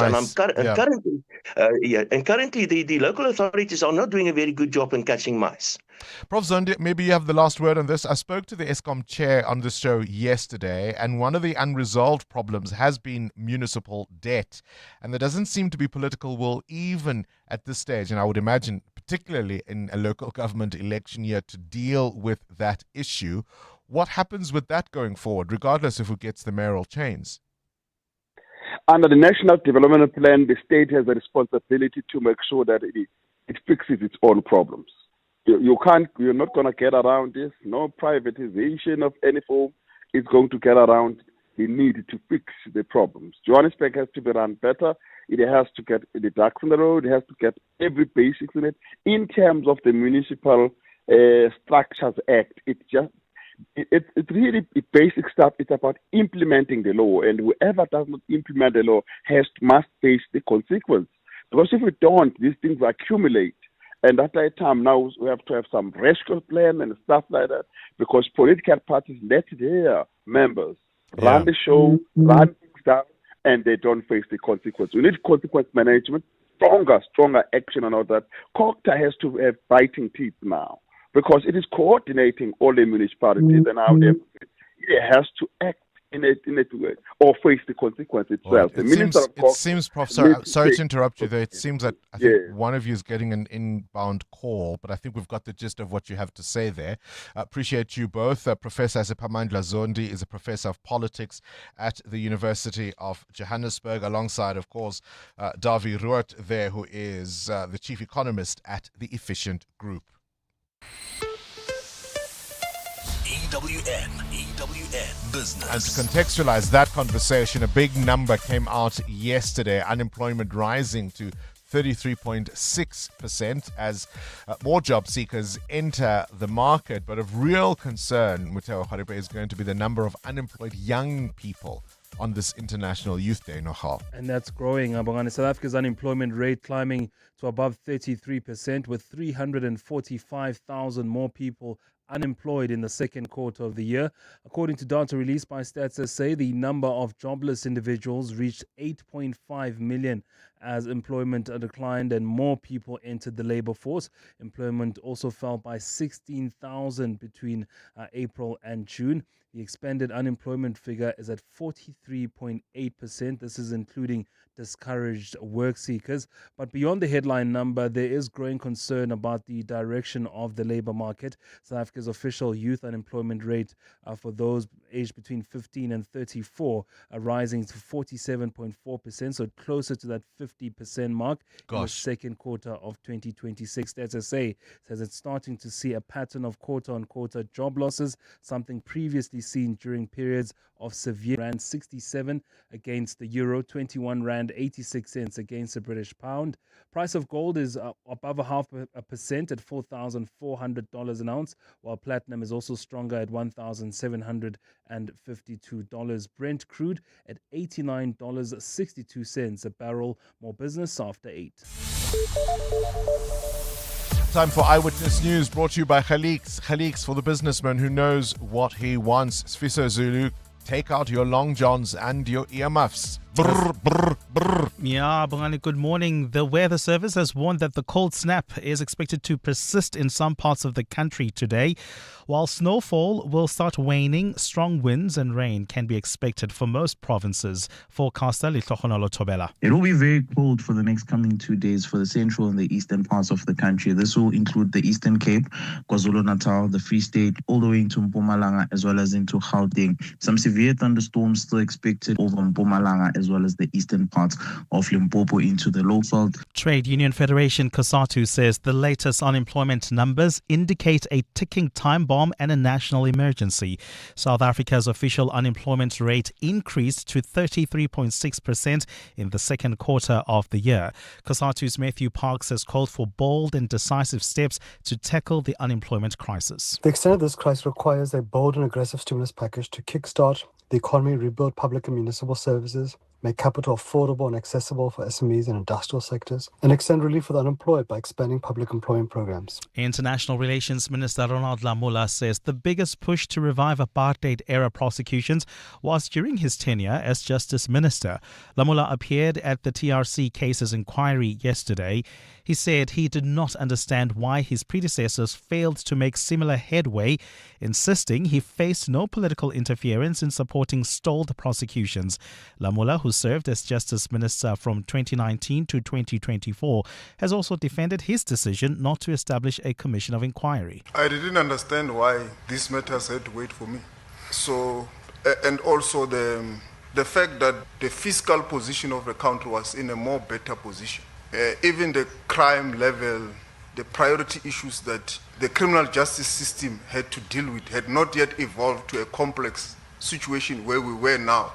A new research from the University of the Western Cape has found that increased reliance on social media may be linked to poorer mental health outcomes. Researchers found that greater integration of social media into students' daily lives was directly associated with higher levels of smartphone addiction. This coupled with symptoms of depression, anxiety and post-traumatic stress disorder. Kemre Clark takes a look. A new study by the University of the Western Cape suggests that while social media may provide temporary relief, over-reliance on it could worsen PTSD symptoms. Most participants, who were women aged 21 and 22, found that social media had no impact on feelings of hopelessness, but did affect levels of anxiety, depression and PTSD. UWC professor Anita Padmanabhanuni says while social media itself is not harmful, problems arise when its use becomes excessive and difficult to control. The concern arises when their use becomes difficult to control or begins to interfere with sleep, studies, relationships, and emotional well-being. Padmanabhanuni says the findings have important implications for universities looking to support student mental health, adding that efforts to reduce the psychological impact of social media should focus on limiting its use. Kemre Clark, Eyewitness News. A cold and cloudy day in store for Gauteng, with showers expected. The temperatures will peak at highs between 11 and 14 degrees. And in the traffic, we've got delays on the N3 South right as you approach the Kilulis interchange. That's due to a major accident scene. The one on the N12 West has cleared, but traffic remains very slow. This is between Edenville Road and the Kilulis interchange. The top story this hour, the cold snap is expected to persist in some parts of the country today. When everything around you is turned upside down, you'd always find an elegant, calm, poised man in a suit. He's the typical Khaliq's man. He understands that polished first impressions count and that Khaliq's suits are arguably the best investments any businessman can make. Khaliq's service, quality and value for money are the best in the business. And that's why when things turn upside down, Khaliq's offer the quiet confidence and reassurance that only Khaliq's men understand. Khaliq's, for the businessman who knows what he wants. This advert is paid for by the political party concerned. I love my hometown, but for too long now, I look around and think we deserve better than this. The water goes off for days, the streets are falling apart, and things never get fixed. Look, I'm not asking for anything fancy. I just want basics to work. And I know they can work because I've seen it where the Democratic Alliance is in charge. I want our town to work for all. So in this election, I'm voting DA. This advert was paid for by the political party concerned. Amy Jefter's satirical play, A Good House, comes to the Market Theatre. It's set in a middle-class gated community somewhere in Joburg. And then a shack appears on a vacant plot. Watch as the neighborhood's only black couple navigate the true cost of fitting in, while their white neighbors reveal their own assumptions about the shack's unseen occupants. It's a biting new South African comedy at the Market Theatre this August. Book now at markettheatre.co.za. Uncertainty is rising, but your business still has to deliver. Production targets need to be met. And when your workforce is out of balance, the cost is immediate. Too many employees? Costs climb. Too few? Productivity drops. Workforce staffing helps businesses stay in control with flexible workforce solutions, deployed within 48 hours nationwide. When demand changes, your workforce can change with it. Visit workforcestaffing.co.za. Stay productive, stay flexible, stay in control.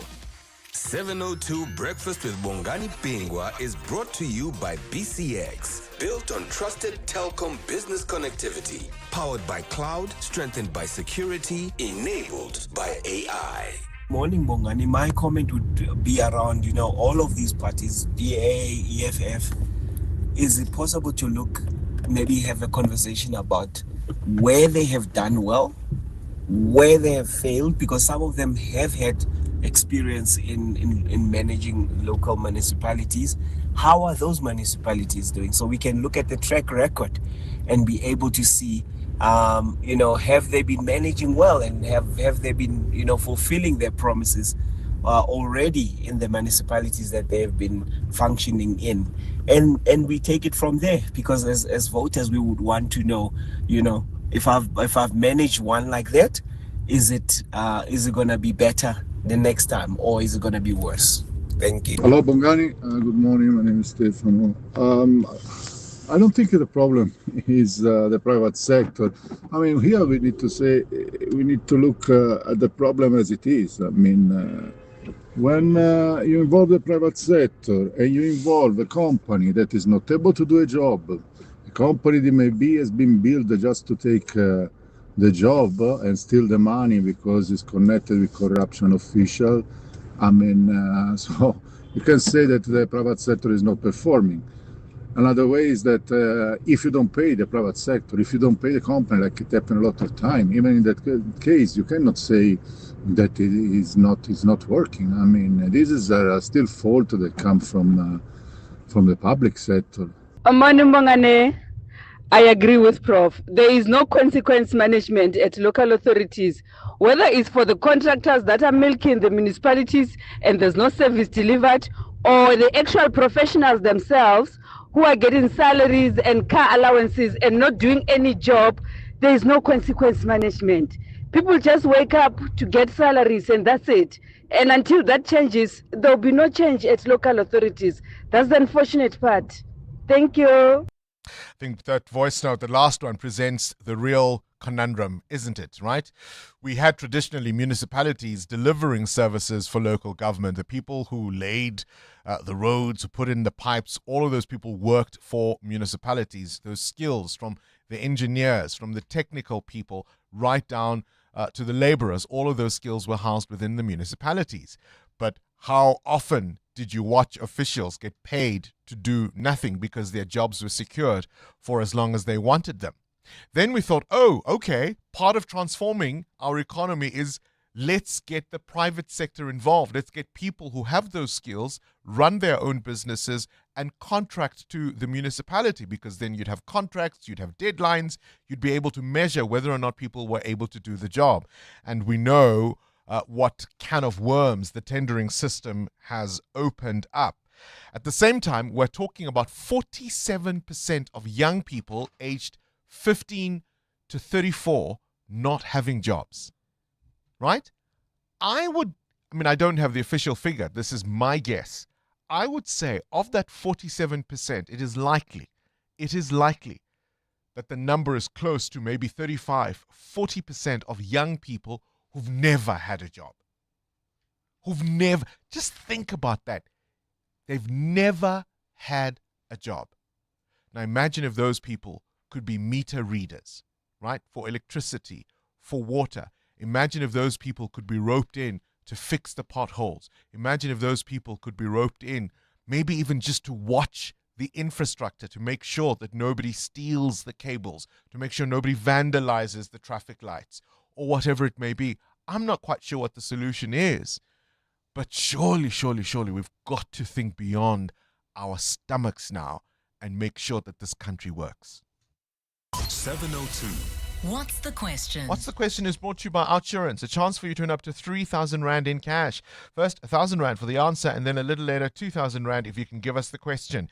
SMS out to 45142 now, and you could save on your car insurance. If you don't, you can ask Outsurance for 500 Rand.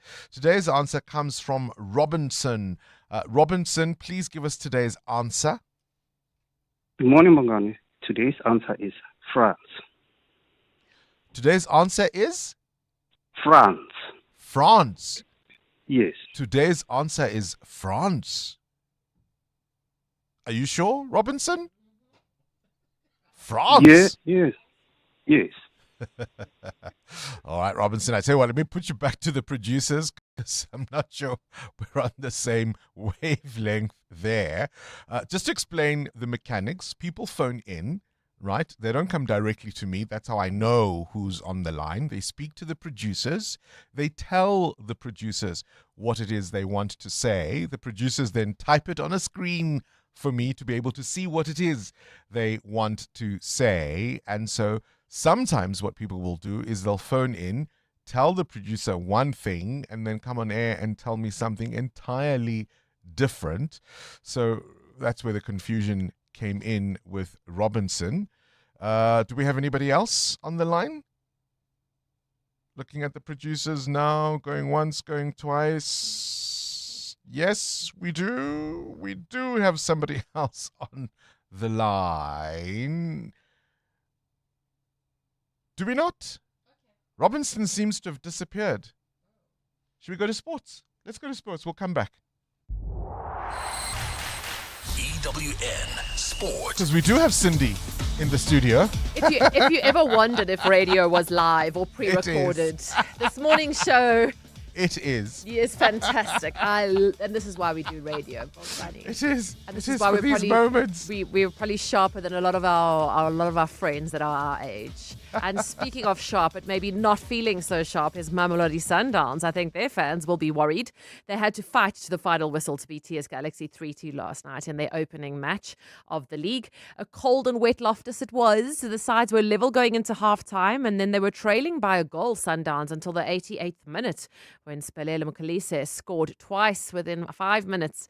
TS Galaxy coach Bernard Parker. It was a real tough one to swallow, knowing that we did everything right. In terms of how we planned, in terms of the objective we wanted to achieve. We got a couple of chances in the first half, and then we tried again to make sure that we keep them worried. And then just a lapse of concentration, their goals came. Also last night, Polokwane and Stellenbosch finished 3-3. Marumo Galant's goalless with the Kruger United, and Richards Bay came from a goal down to draw with Chipper 1-1. 4 games tonight, defending champions, Orlando Pirates away at Amazulu. You see what you did there? I just got to give them, because you guys love them. So if you course were we doing do. the sport, you would love to go dun, dun, dun, every time. Da-da-da-da. Exactly. At FNB Stadium, Chiefs will play Skakone. Dun, dun, dun. Durban City host Arrows and Milford against Soalele. Internationally tonight, it's the WAFCON semi-finals. Algeria against Malawi, followed by Morocco and Cameroon. While in Austria, the UEFA Super Cup final at 9 p.m. The Champions League winners PSG go up against Europa League winners Aston Villa.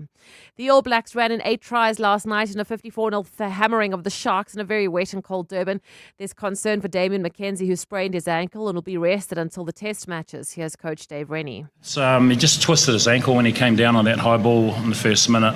He was running around. We had it strapped, but it was just a little bit ginger. So we decided just to play it safe. So he's not too bad. We'd expect him to be fine for the first test.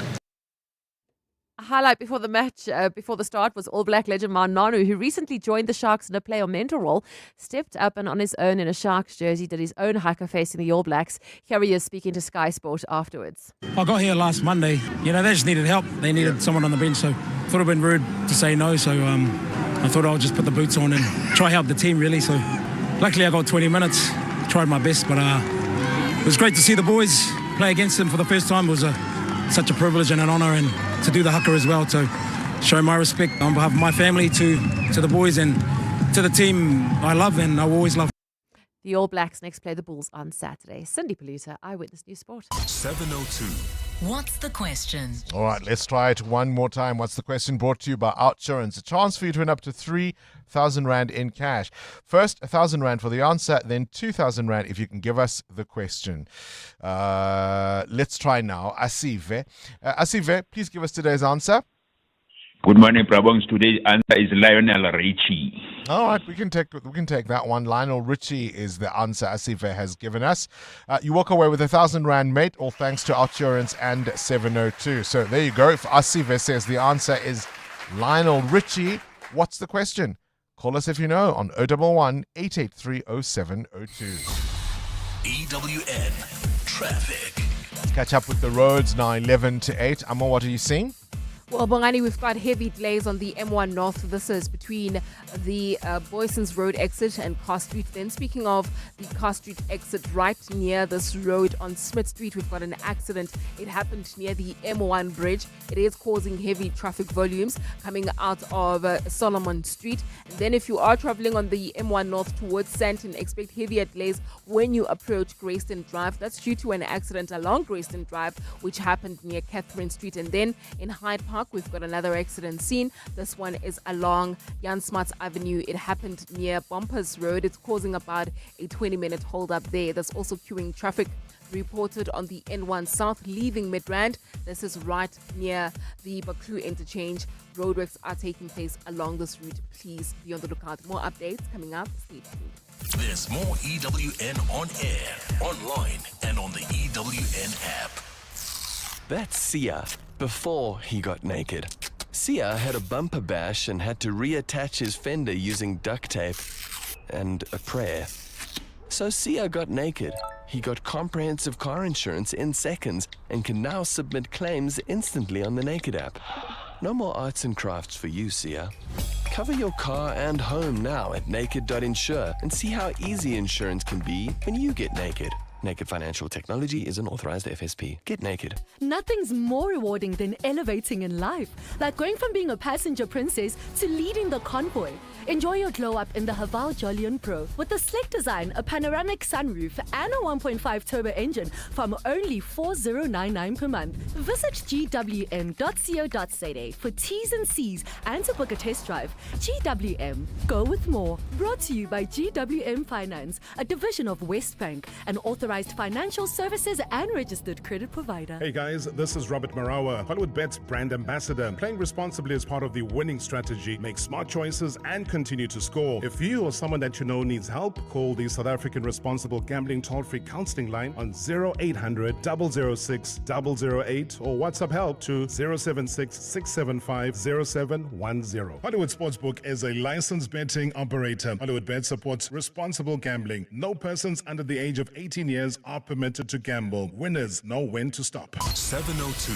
What's the question? For 2,000 Rand in cash, all thanks to our insurance. Please tell me what's the question. The answer is Lionel Richie. Let's go to Fadia in Coronationville. Fadia, what's the question? Hi, good morning, Bongani. The question is, what is the name of the artist who sang the song 3 Times a Lady with Commodores, who went to number 1 on this day in 1978? Yeah, I'll give it to you. No, he did sing the song with the Commodores, so I'll give it to you. But it's far more important that he, in fact, wrote the song for the Commodores. He wrote the song for the Commodores. And as I was saying earlier, between the years 1978 and 1986, he, of course, had a number 1 song every single year. He had a long streak there, and it started with 3 Times a Lady and includes songs like We Are the World, which he co-wrote with Michael Jackson, Endless Love, which he sang with Diana Ross. And, of course, Lionel Richie holds the record, tied with Diane Warren, of having written 8 Billboard Hot 100 number 1 hits entirely by himself, with no collaborator. He's not only a great singer, he's got a great and mighty pen. We can go on pretending day by day that someone somewhere will soon make a change. We all a part of God's great big family, and the truth, you know, love is all we need. We are the world, we are the children, we are the ones who make a brighter day, so let's start giving. There's a choice we're making. Oh man, this always takes me back to my childhood. To see all those stars in one room all together. One of the great hits written by Lionel Richie, including, of course, this epic duet with Diana Ross, Endless Love, and, of course, a couple of hits with the Commodores. To save money, you search multiple sites for the cheapest flight. So why not spend 10 minutes getting an OutSurance car insurance quote like 58-year-old Loretta, who saves 479 Rand. That's the third card insured with OutSurance, really saving quite a lot. That's an unbelievable 479 Rand saving on Loretta's 2017 BMW 320. Do it now. SMS out to 45142. That's out to 45142. OutSurance saves 36-year-old Jill a jaw-dropping 471 Rand on her 2025 Hyundai i20. 471 Rand. I still can't believe, hey? Get OutSurance. Extra pampering money. Always getting something out. Did you know OutSurance has paid out over 8.4 billion Rand in out bonuses? So, ready to switch and save? Do it now. SMS out to 45142. That's out to 45142. Licensed insured FSP. TCs and information online. Looking for your next car from affordable to fuel efficient or spacious? WeBuyCars has the right option for you. Browse over 15,000 vehicles on webuycars.co.za or visit one of their 20 branches nationwide. Plus, they offer finance solutions, insurance, warranties, and more for total peace of mind. Thinking of selling your car? Get an instant offer on webuycars.co.za. Smart business moves mean more cash flow. Switch to OutSurance Business Insurance and you could get a massive 20% discount on your business insurance premium. Here's Dr. Fahim from Matrix Dental. We were with our previous insurers for many years prior to the switch. We found that OutSurance really understood our business needs. We are happy with our premiums. I wish we had switched sooner. Get a quote to switch and save today. Visit outsurance.co.za or call 0600 60,000. Licensed insurer in FSP. TCs and information online. 702. 702. What's gone viral? With Kabazela. Catch up with the world of viral content. Kabazela. Good morning to you, bad. Kids and their accents. Yeah, this was a funny interview, I must say, and I was tagged many times yesterday on X by some of our 702 family. And, you know, the one thing I've learned in this business, Bongles, is if you're going to speak to children on air, whether it's a TV interview or radio interview, you never know what you're going to get from the kids. It might be a real surprise, what might be one-worded answers. Who knows? So Newsroom Africa went to, a part of KZN where there was lots and lots of snow and where lots of people took their children to enjoy the snow. And the journalist decided to interview a mother who had her toddlers with her. And she started interviewing the kids in a row. She started with the two smaller ones, and then she went to the two elder children. Now, take a listen to the interview, and then there'll be one kid in particular whose accent you might be reminded of somebody who could be in charge of the greatest nation in the world. I just want to ask the little ones, did you guys enjoy playing in the snow today? Yes! What was it like for you? Was it the first time seeing the snow, or have you seen it before? Yeah, no. And you? First time. Yeah, and you? It was the first time we ever played in the snow, so we're just gonna have some snow sliding today. Oh, great. And you? And, so it was definitely not the first time, just like all of these other people. Unfortunately, my dad made a promise to me if I drink my medicine that I really did not like, then we would go to snow. It happened like 1 year ago. I forgot the month. And also, I have to tell you something else. I really like being on TV, and most of all, I actually was eating the snow. Oh, great. She got Gonna more be the greatest interviewer in the world. I just think she got more than she bargained for. I know. Oh, so that last kid, I mean, many people are just saying this guy's been watching too many Donald Trump interviews or whatever it may be. So very, very funny there. But, you know, it's got a thing. I mean, I don't remember growing up and listening to any of my friends talking in American accents. And is it because we didn't have YouTube back in our day? And And kids now are watching, so much American TV shows, cartoons, YouTubers, whatever it may be, that, when they start learning to speak, this is the accents that they start picking up. And the only time I've ever picked it up is a friend of mine, his young daughter. She started speaking in a strange British accent. And it was because of some of the stuff that she was watching on YouTube. So let's put it out there this morning to our 702 family. Do your kids have accents? And then eventually they start to grow out of them as they maybe get into their teens. What are those accents and what is it that they're watching that they're picking this up from? And I've seen people who have essentially learned, or at least I've met people who've learned how to speak English just from watching television, and you'd be amazed how many American accents are there, out there, because people just learned how to speak the language from television. Does your kid have a funny accent? Where do they get it from? Let us know. It's 8 o'clock.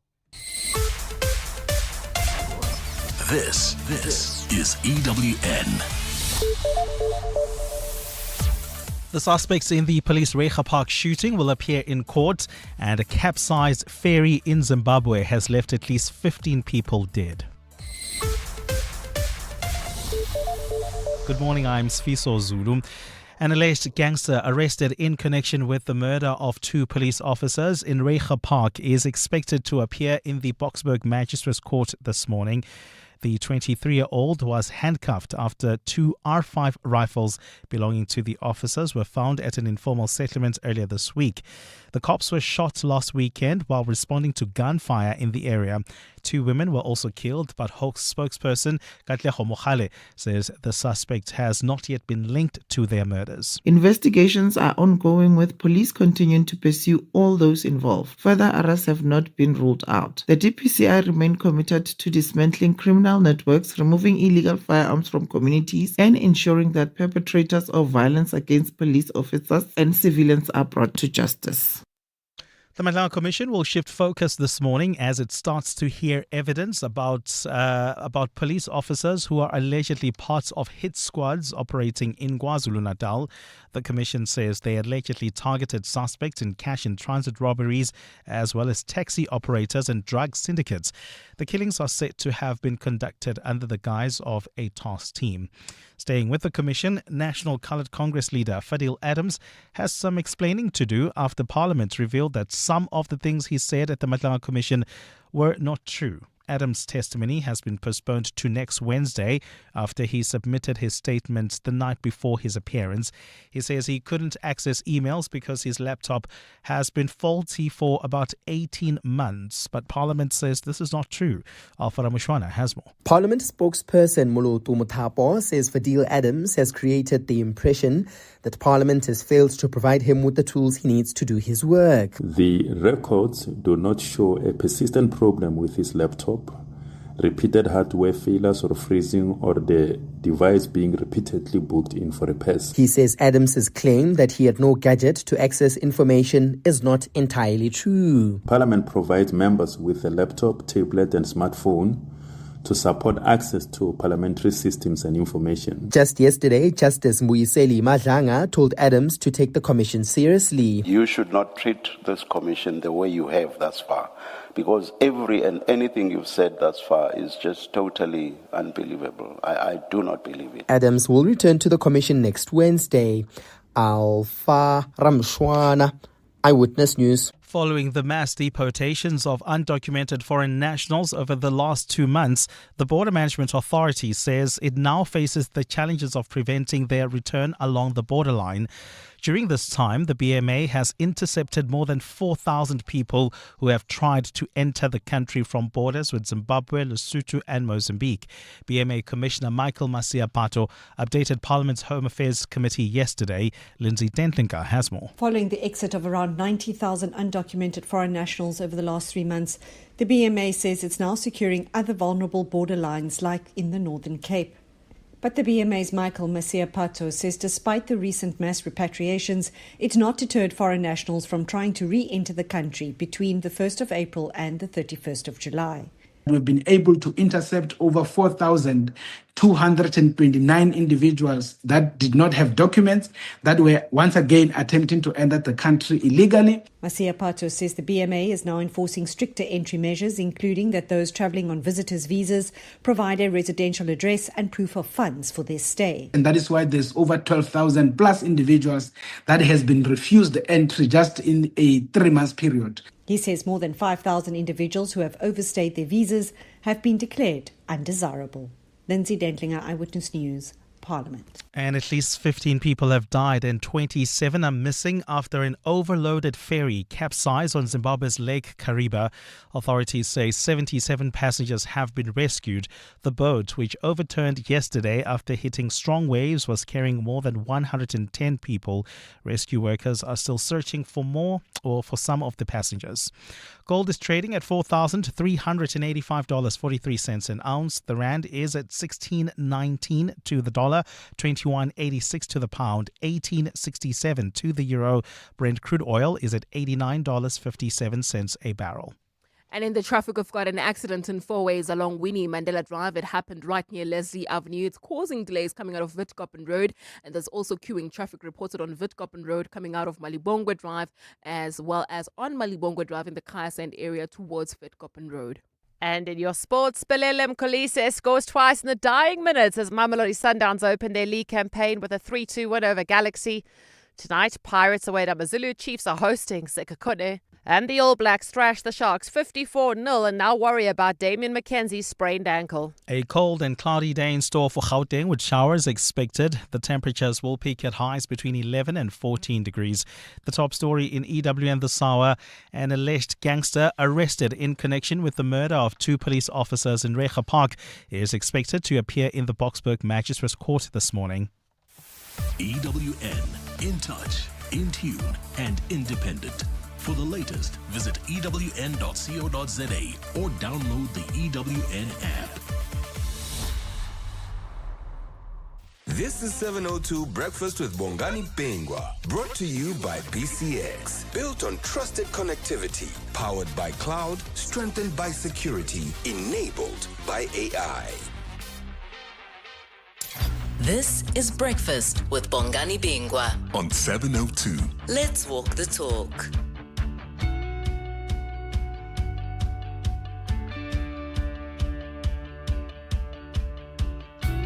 Oh my goodness, Kabazela's story just cracking us up here in the studio. Interviewer just doing random vox pops, right? That's what we call them, vox pops. Speaking to members of the public, they find a bunch of children. Did you enjoy the snow? Did you like the snow? They find this one kid who is verbose, just won't stop talking, and speaks in a Donald Trump-like voice and accent. And just won't stop talking because he's loving that he's on TV. Have your kids surprised you with things they've said, or an accent they've used, or a voice they've tried to imitate, and you've been left stunned thinking, what? Where on earth did you get that? What have you been watching? Who have you been talking to? Remember that show? What was it called? Kids Say the Darndest Things? What have your kids said that has left you completely floored? Not just entertained, but you thought, did I birth you? Did I carry you for 9 months? Am I really your daddy? Let's have fun with that. This is Breakfast with Bongani Bingwa on 702. Let's walk the talk. Hi, Bongs. Speaking of kids and accents, my son and niece, both 9, speak in an American accent, and I think it's something they've picked up from the shows they watch. And then my daughter, who is 2, speaks like Miss Rachel, if you've seen that YouTube channel. I noticed it a couple of weeks ago at the park when she was introducing herself to some kids, and she said, "My name is Yaya. Can you say Yaya?" I haven't stopped laughing. My daughter used to watch Peppa Pig. She had quite an obsession with Peppa Pig. I think it's very common. And she had a strong British accent for a long time. Now she's more into gaming and watches a lot of American content, and so her accent is somewhere in between the two.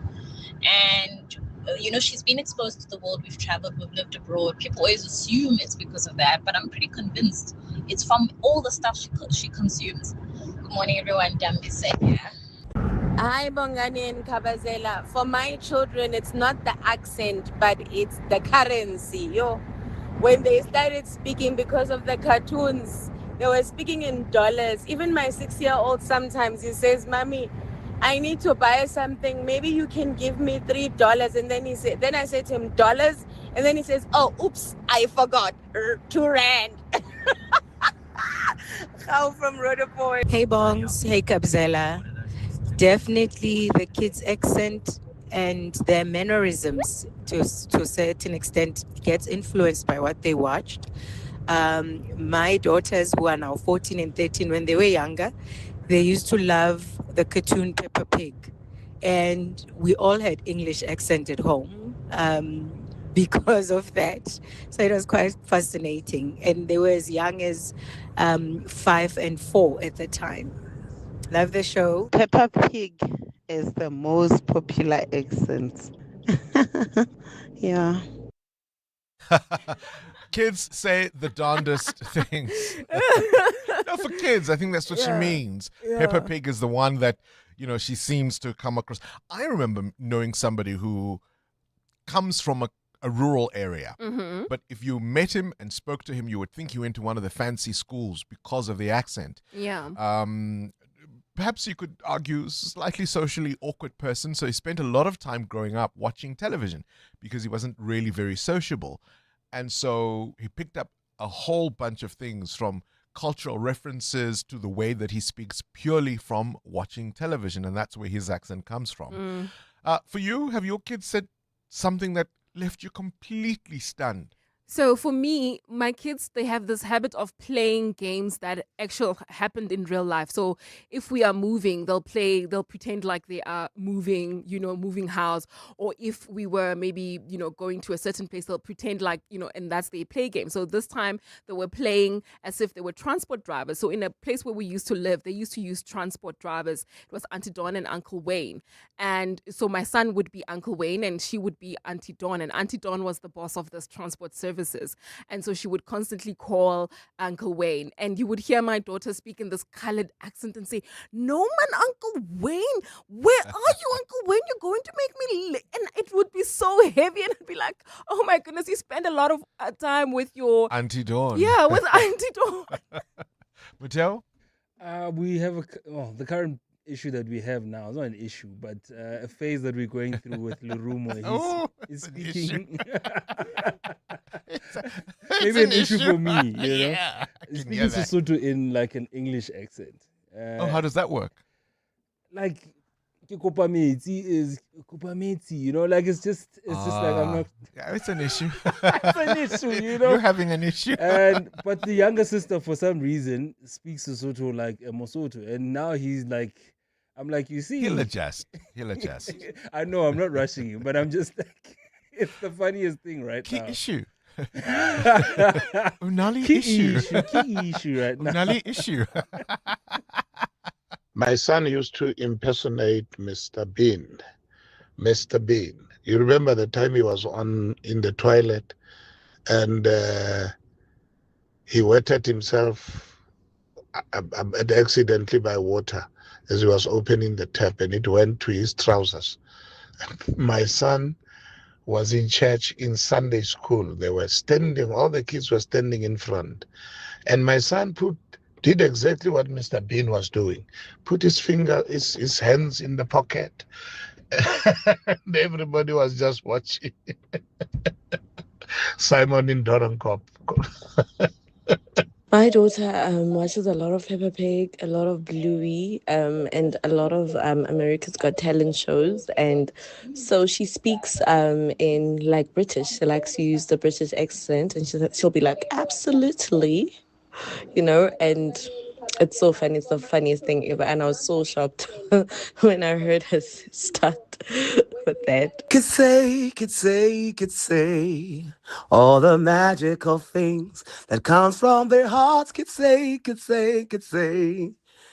Kids always say what they wanna. Yes, Uncle Bongles. That was the theme tune for Kids Say the Darnest Things. And yep, absolutely right for this morning's What's Gone Viral. I don't think we're going to beat that, hey? I don't think. Oh, that's the voice note of the day. Could say. Let's talk. We're listening. Completely unrelated to this, and it's just something that has got my attention. How do you go from being a 4-time Olympic champion to being a stroke survivor at the age of 50? I saw an interview that former sprinter Michael Johnson gave to the Daily Telegraph, and he was speaking about suffering a mini stroke in the year 2018 at the age of 50 that temporarily made him lose feeling on his left side and having to relearn how to walk. You have to understand who Michael Johnson is. At one point, he was a double Olympic record holder, certainly a double Olympic gold winner in both the 100 and 200 meters. Quite literally, at a point, the fastest man on earth, having to learn how to walk again because he suffered a mini stroke at the age of 50. Quite unbelievable. Have a listen to his story.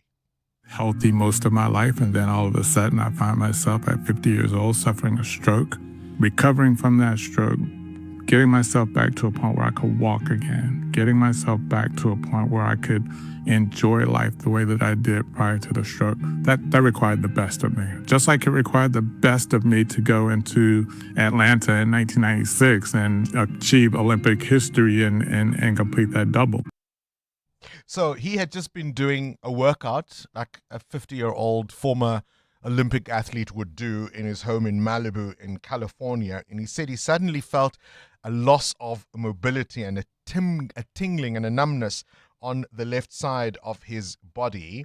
And it was all caused by a temporary blood clot to his brain. And he says he had to apply his Olympic training mindset to go through intensive physical therapy, having to learn to walk again. And it was just one of those things that I thought about. It's not always about how healthy you think you are, although, of course, we should all aim for that. It really is something that could happen to anyone. Doesn't that just leave you absolutely gobsmacked? Michael Johnson having to learn to walk again. Once the fastest man on earth, and things like that. I mean, I'm sure the experience was quite humbling for him, but I think the mentality came through there, because if you think about the amount of pressure that athletes have to go through, I mean, being at the starting line and making sure you don't get a false start, going for gold, training hours and hours for just 9 to 10 seconds of a race that determines the rest of your life. I think that quite worked out for him, yeah. You'd be amazed how many young people or relatively young people are having cardiac events, even as they live healthy, active lives. Just thought I'd put it out there.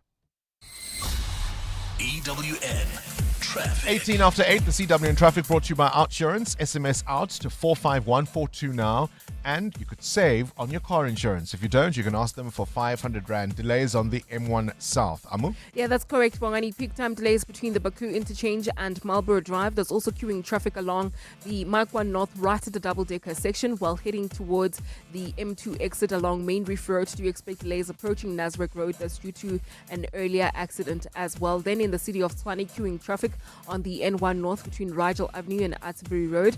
Please approach with care. We'll have more updates coming up. Stay tuned. There's more EWN on air, online, and on the EWN app. The Outsurance pointsman can't help you remember your password, hint, but they can get the traffic flowing smoothly so you get to the office in time to go and see IT. The Outsurance pointsman, real heroes in green and purple, easing traffic congestion and making our lives easier. The trusted 5-star rating and official digital certification. Get verified and become visible to thousands of donors by joining Izinga Assist today at izassist.org. Doing good, done better. Proudly supported by Primedia Cares. The world of business is changing. Are you ready to lead beyond borders? The WITS KEDGE MBA in Global Executive Leadership connects African insight with European expertise, designed for executives, senior managers, entrepreneurs, and public sector leaders. The 17-month blended program combines online learning with immersive in-person sessions in Johannesburg and Paris. Develop the strategic judgment, vision, and global perspective required to lead through complexity. Applications are now open. Visit wbs.ac.za to explore the WITS KEDGE Global Executive Leadership MBA. Strong communities are built on a strong local government. Every day, municipalities work to deliver the essential services that improve lives and support thriving communities across South Africa. As the voice of local government, SALGA represents, supports, and empowers municipalities to build capable institutions, promote good governance, and advance effective service delivery. SALGA, inspiring service delivery. The Money Show. Weekday evenings at 6. Our economy losing around 400,000 jobs in the 3 months to the year to the end of June. I think there's a couple of things we need to see for our manufacturing and employment more broadly to recover on a more sustainable basis. Firstly, I think it's demand. So I think we need to see levels of demand picking up. First of all, domestically in South Africa, but also from the external climate. And if we look at what's happening in the global economy today, we've seen that our external demand is weakened. Sanisha Pakarasamy is the chief economist. The Money Show on 702. Let's walk the talk. The Money Show with Stephen Grootes is brought to you by Absa Corporate and Investment Banking. Africa's energy future takes more than ambition. It takes turning plans into projects, opportunity into investment, intent into execution. At Absa Corporate and Investment Banking, we help connect the capital, expertise, and opportunity needed to bring sustainable projects to life across Africa. That's how we're invested in Africa's energy future. 702. The World View with Adam Gilchrist. News from elsewhere in the world. Adam, let's start with this devastation. I mean, it's death and devastation, isn't it? Colombia's earthquake aftermath. And indeed, yeah, the death toll has gone up and will go up again, unfortunately. We know at least 180 people have been confirmed dead, mostly in the cities of Cali and Pereira. These are not piddly places. Cali's a population well over 2 million, but there are more than 150 collapsed buildings. There are also 700 people reported injured, at least 200 people missing. We know there are people trapped under rubble. One hospital in Cali partially collapsed, leaving some patients trapped, which of course won't help with their condition. Another hospital has been overwhelmed by the number of casualties. People have been sleeping in the streets because of the aftershocks. At least 70 aftershocks recorded since the original earthquake struck. All this in western Colombia, so we're west of the capital, Bogota, closer to the Pacific Ocean, if you like. To combat the threat of looting, there's now also a curfew enforced by the Colombian military. And all this while rescue workers work around the clock and against it, just trying to find people who've survived. And let's talk about Donald Trump, the US president. How seriously did he take supposed Iranian threats against his life? He tells us now that he was entirely guided by the Secret Service and the military. He does what they say, although you're commander-in-chief, Donald Trump, so surely they do what you say. Anyway, he secretly swapped planes when he left the NATO summit in Turkey last month. So there he was in Ankara. All the various world leaders were departing, but he says that there was a credible Iranian threat, which meant that therefore he left Air Force One by a catering truck. There were two catering trucks actually pulled up at the plane. It's why journalists on board were told to keep the window shades down so they couldn't see any switcheroo going on. And he then went off on a C-32 military aircraft, apparently over fears that Iran was going to target him. He then transferred back to the main Boeing 747. This is a jumbo jet donated by Qatar, and they've spent $400 million upgrading it, but apparently not to the point of being secure enough. You think, where are those countermeasures? We've all seen the Harrison Ford movie, and that's 30 years old, and surely there are the countermeasures. But also, here's the big question. He transferred back onto Air Force One eventually when he landed at a military base in the UK. But if he had to jettison Air Force One because of the danger to it from an Iranian threat. Why was it okay that plane still took off full of White House staff, the US Secretary of State Marco Rubio, and a load of journalists? Were they some kind of decoy, Mr. President? He hasn't answered that one yet, by the way. Yeah, I mean, if if there's one story that illustrates exactly who Donald Trump is in terms of only considering his own safety or his comfort, so he was prepared, if he really believed the threat to be credible, he was prepared to sacrifice that entire press corps should something have gone awry, as long as his bacon was saved. It really is amazing. Now, Adam, how many times have you had a cold call offering you a product or service? Yeah, one that you didn't want. I don't know about you, Bongani. I reckon I get at least 2 a day. Where do you stand on that? I mean, and not just, as well as emails and texts and other things. 2 calls a day? Is that about average, would you say? Look, I always try to have some sympathy because part of what we do, of course, is to call people and invite them for interviews who may at times not even know who we are. So I'm always a little circumspect in my judgment. I hear you. Yeah, slightly different reason for calling, I suppose, is that, yeah, come on the air and tell us about yourself or your business or something. But yeah, France has banned the unsolicited telemarketing phone call. I suspect radio stations would still be okay. But essentially, you can only now call up if you're a business in France if you already have a contract with that person or they've already given you prior consent. Otherwise, it is now prohibited for businesses to cold call, punishable by big fines. Now, obviously, the big fines haven't happened yet. Today is the first full day that this has happened. A French consumer rights group called Que Choisir Ensemble, which I love as a name anyway, they have applauded the ban. They also suggest maybe it should be extended to unwanted online approaches. I mean, amen to that, but enforcing that you'd think would be almost impossible. As Que Choisir Ensemble put it, peace and quiet is a right. The law change has delighted consumer groups, but has annoyed some businesses. I mean, they're right to some extent. Sometimes you get offered stuff you didn't know you wanted, and lo and behold, you will sign up to it. But also in Morocco, the call center sector there is heavily reliant on the French market. It's one of those where they farmed out call centers, and Morocco has taken on a lot of that.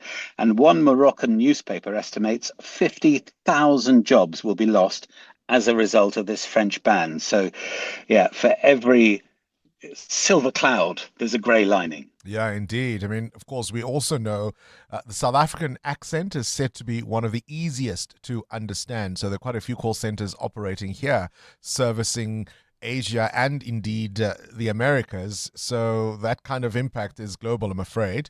Adam Gilchrist with this morning's Worldview. EWN Business. Let's talk about the rest of the continent. Mateo Kharipe, MTN's Rest of Africa business boosting their earnings. Yeah, MTN Group says adjusted first half earnings climbed as much as 23% after improved results from its Nigerian, Ghanaian and Ugandan operations. Africa's biggest mobile network operator reported strong adjusted headline earnings per share.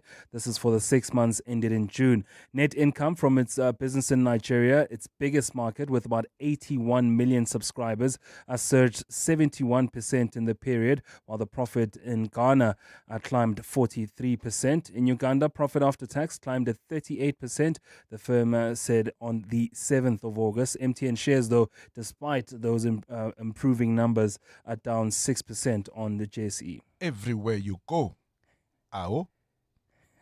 Unemployment rising to 33.6%. Yeah, South Africa's unemployment rate has climbed to 33.6%, with 345,000 more people unemployed in the second quarter of the year.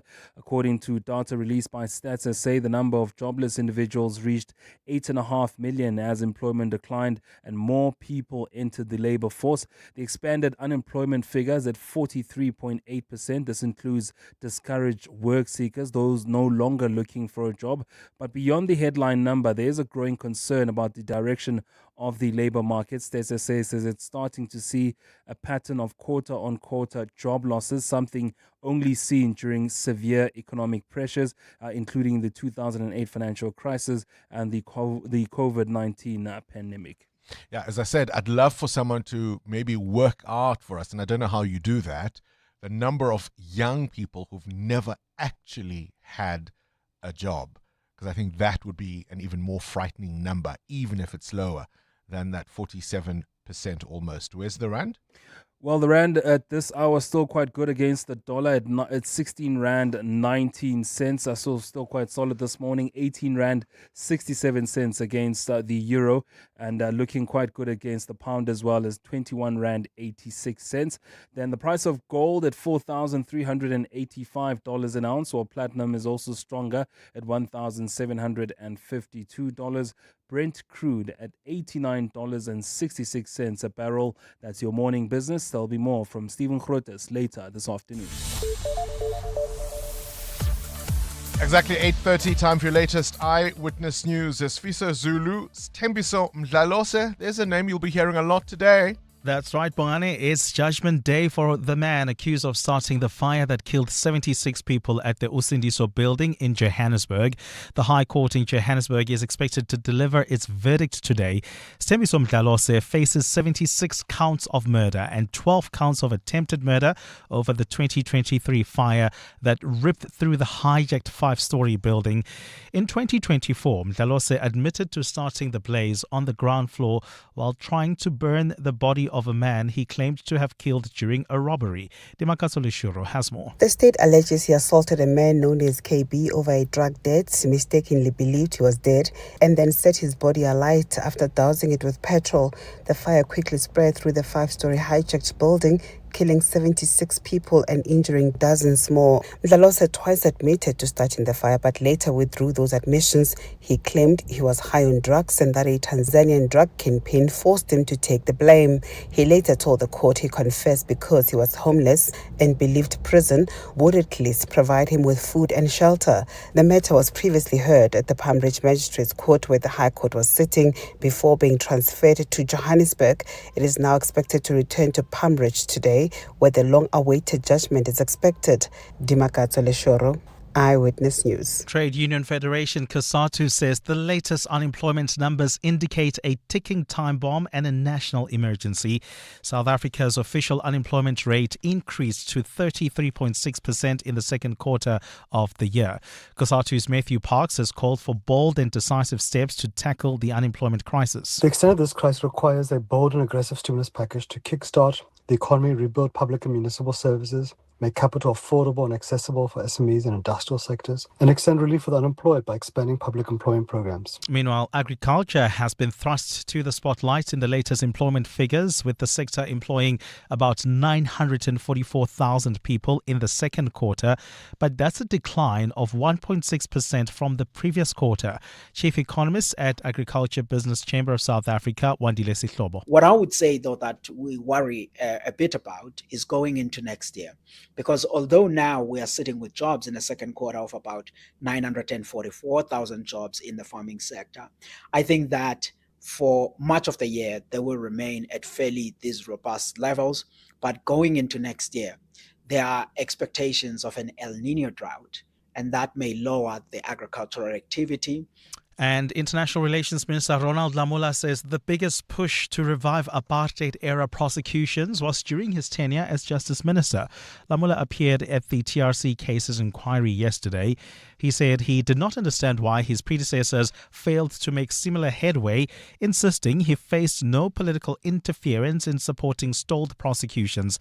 Lamola, who served as Justice Minister from 2019 to 2024, has also defended his decision not to establish a commission of inquiry. I didn't understand why these matters had to wait for me. So, and also the fact that the fiscal position of the country was in a more better position.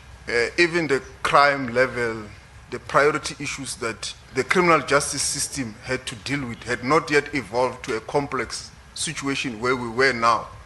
A cold and cloudy day in store for Gauteng, with showers expected today. The temperatures will peak at highs between 11 and 14 degrees. And in the traffic, we've got delays on the M1 South approaching Greyston Drive. There's also queuing traffic along the N12 West towards the R24 merge. The top story this hour, it's Judgment Day for a man accused of starting the fire that killed 76 people at the Usindiso building in Johannesburg. Peregrine Capital presents Brian Habana's Count to 100. In my journey to 100, it started with my first cap, then my second, 10th, 50th, 90th, 99th. Brian Habana, his 100th international test. You get to 100 one decision at a time. For 28 years, Peregrine Capital has applied that same discipline to turn 1 million rand into 100 million. Peregrine Capital. Invest in performance. An authorized FSP. Past performance non-indicative of future performance. T's and C's apply. The conversation doesn't stop when you get behind the wheel. With the Prime Media Plus app, you can now listen to 702 through Apple CarPlay and Android Auto, seamlessly integrated into your vehicle. No dropouts, no detours. Stay connected to the latest news, insightful conversations, and the voices you trust, all in crystal clear digital sound. Download the Prime Media Plus app today and take 702 wherever the road leads. You're listening to 702 Breakfast with Bongani Bingwa, brought to you by BCX, technology that helps organizations move forward. Good morning, Bongani. I'll be the party pooper in the Kabazela issue. This actually goes to show how dangerous what we consume on television and our phones actually is. It can actually change you. It's very, very dangerous, this thing, actually. And if you look back at cartoons specifically, some of these cartoons, very dangerous, Bongani. Thank you. This is from Makuru. Morning, Uncle Bongani. I have a twin son. For the longest time, I was struggling to speak. Then we find out, this person is watching Minions. So he's trying to speak in Minionese, the banana language. So, yeah, that was the issue that we had. CV Bryanston. Good morning, Mr. Bongani. On the issue of accent, most of kids nowadays, they imitate from the videos that they watch. YouTube, talk about any social media, even television as well contributes a lot. Yeah. So I remember myself as an Uber driver, whenever I pick up a client, they always ask me my nationality. When I tell them that I'm from Malawi, they don't believe, just because of my British accent. So I just tell them, no, in Malawi, we are taught in British accent. That's why I've got a British accent. Thanks a lot. It's Joseph from Kempton Park. Sesi dula fate. And then how do you say small water? Nyanyi water. Hey, Bongs, that's my daughter. She actually mixes English with Sepedi. But then, that is how they speak, these people. They say the dumbest things, like you say. She is 5 now. Yeah, Muteo was sharing about how tricky it is when your child, who obviously watches English content, wherever it may be, television, cartoons, movies, etc., now tries to speak the vernacular, even with that accent. There's nothing like being at a restaurant with your 10, 11-year-old who's trying to get the attention of the person serving and saying, "Excuse me, Cece, excuse me."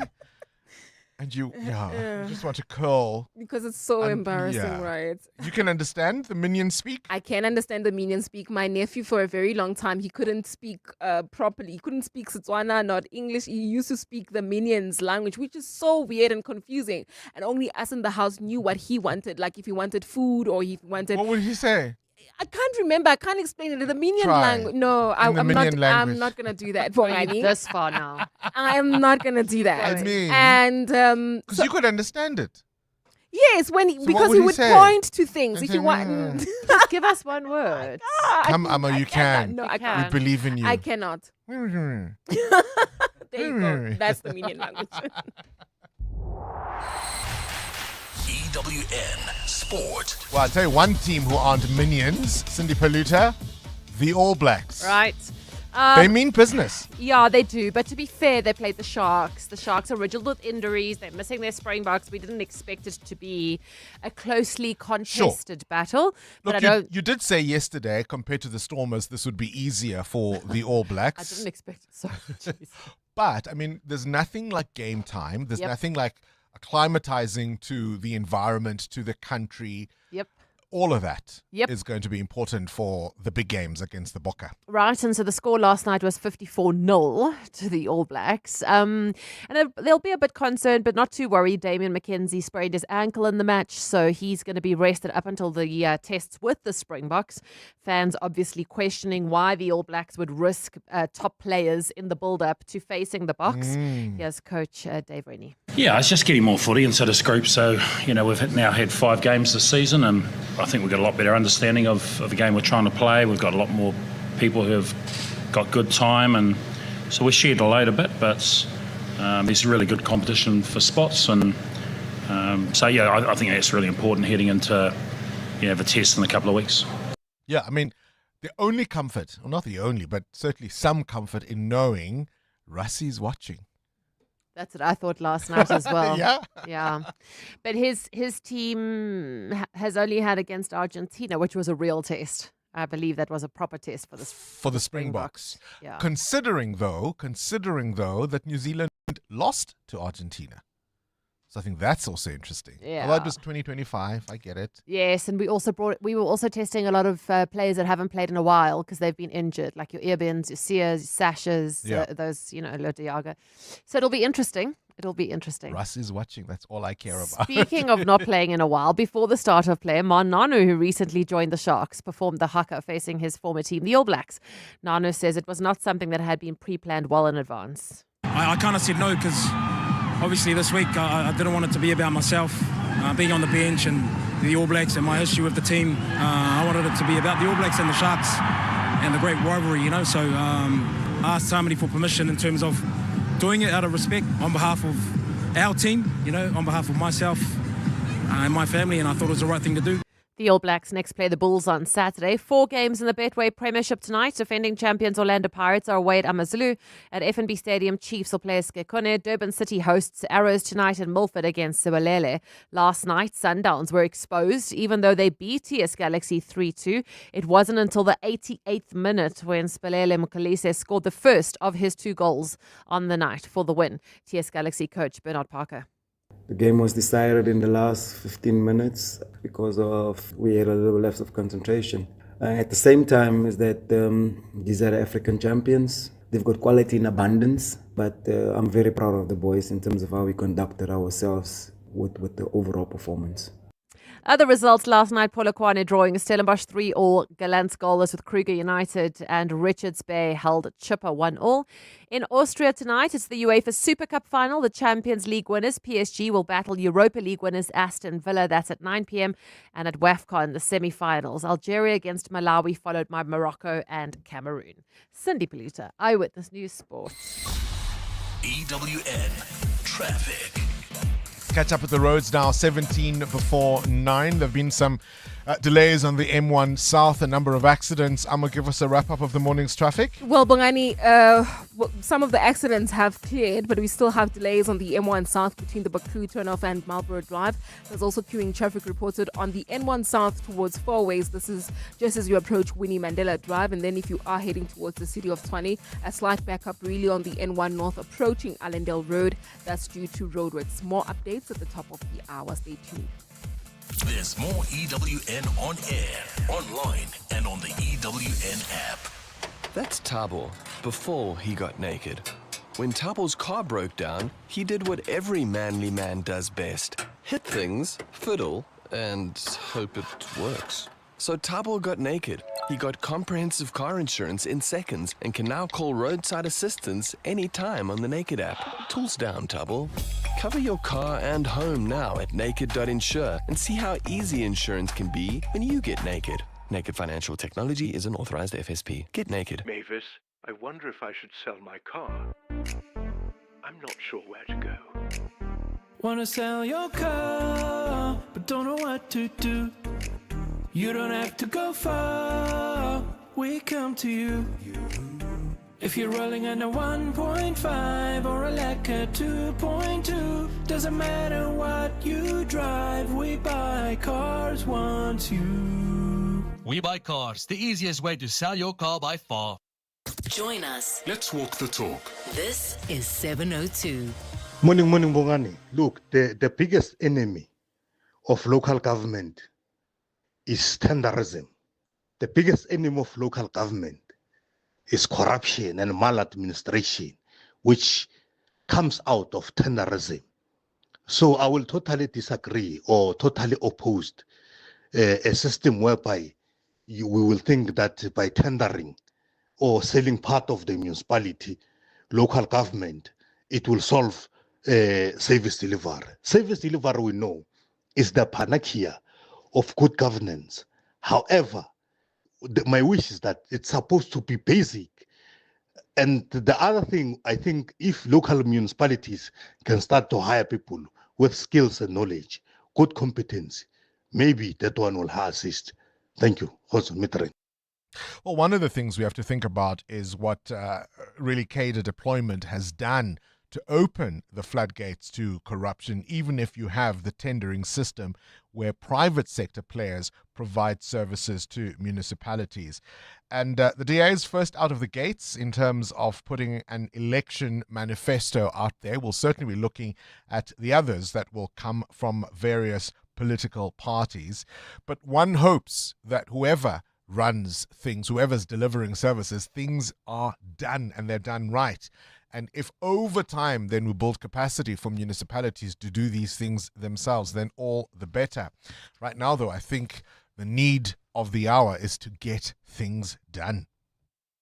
Coming up on the Clement Manyatela Show on 702. Clement Manyatela joins us now in studio to talk to us about what's going to be on his show coming up.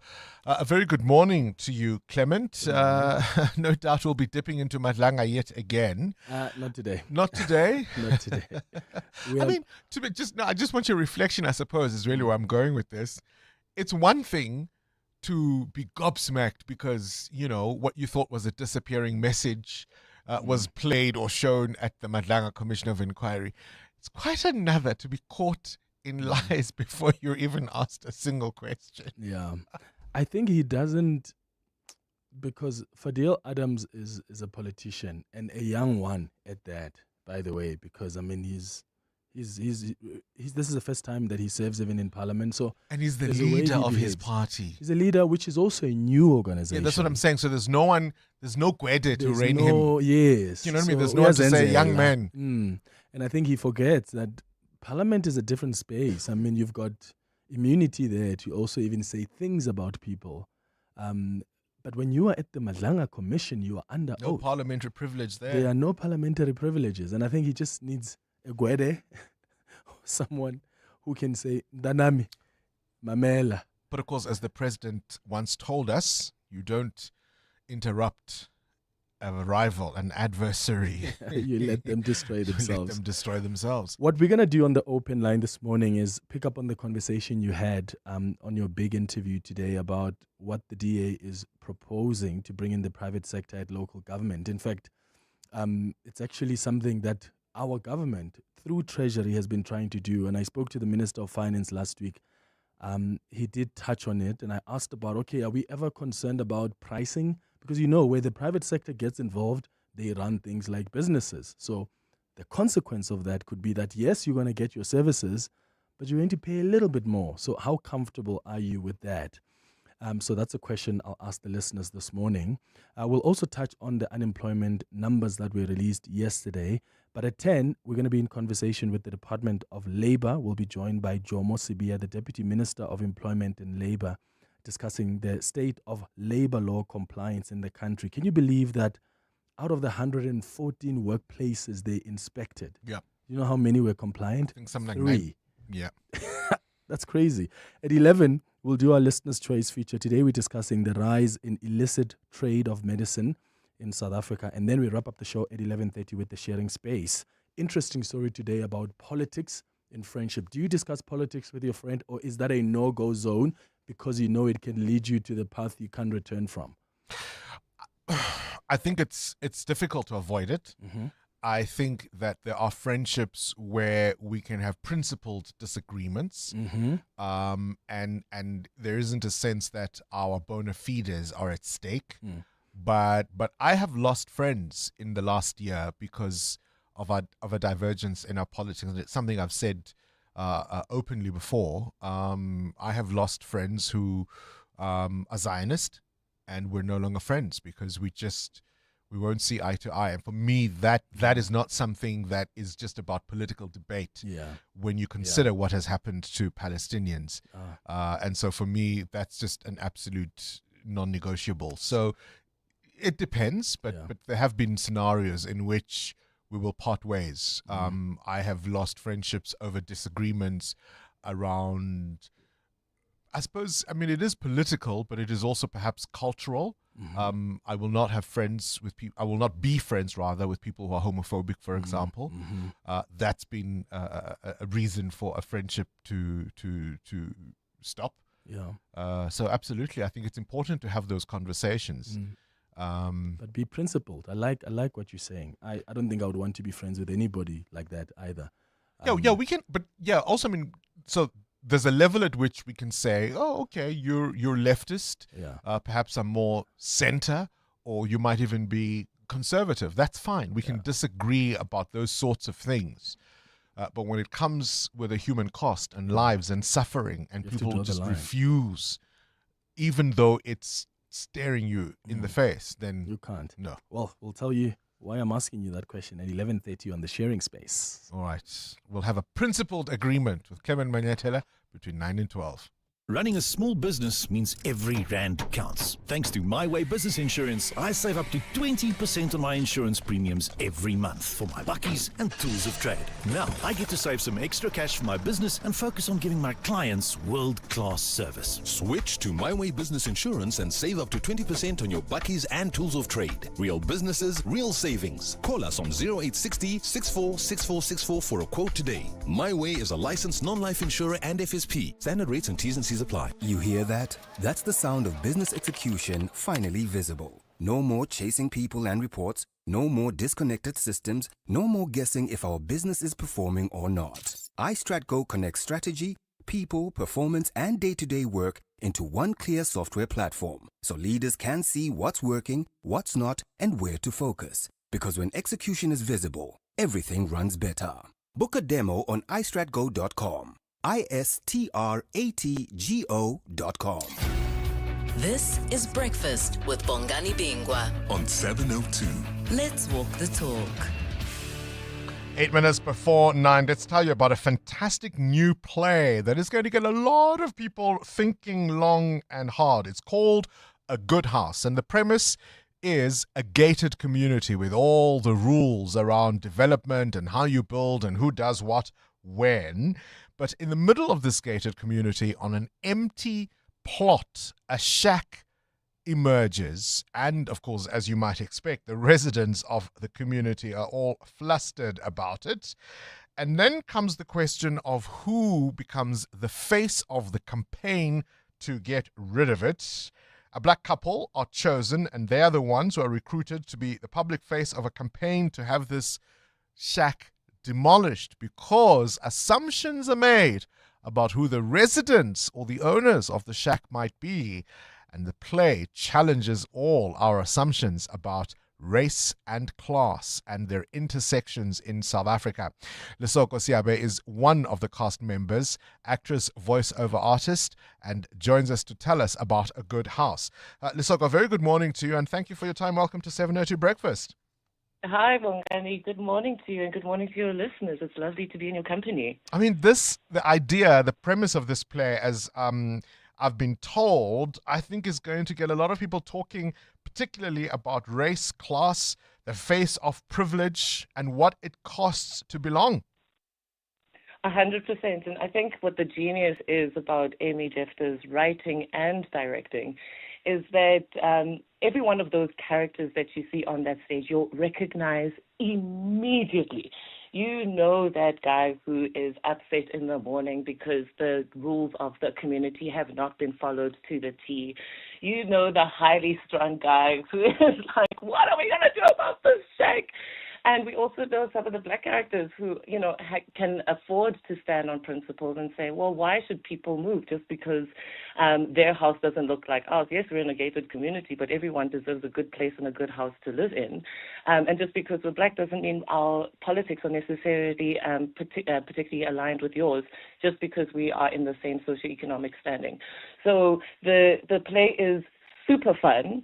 It's easily relatable. It's super contemporary, but it doesn't offer any easy answers. All right, so you play Bonolo, as I understand it. Tell us about who she is and how you connected with the character. Bonolo Mbata and Sihle Mbata are the black characters that you mentioned, who are recruited to be the face of the campaign. At the beginning of the play, it seems like Sihle is a little bit more willing to go along with helping the community as far as he sees it. And Bonolo sees herself in a place of privilege where she's like, she can afford to stand on principle. Why should people have to move where they are just because this neighborhood considers them a threat? I love playing her because she's not an agreeable black. People came up to her and they thought, just because they live next door to us, they may have the same kind of politics as us.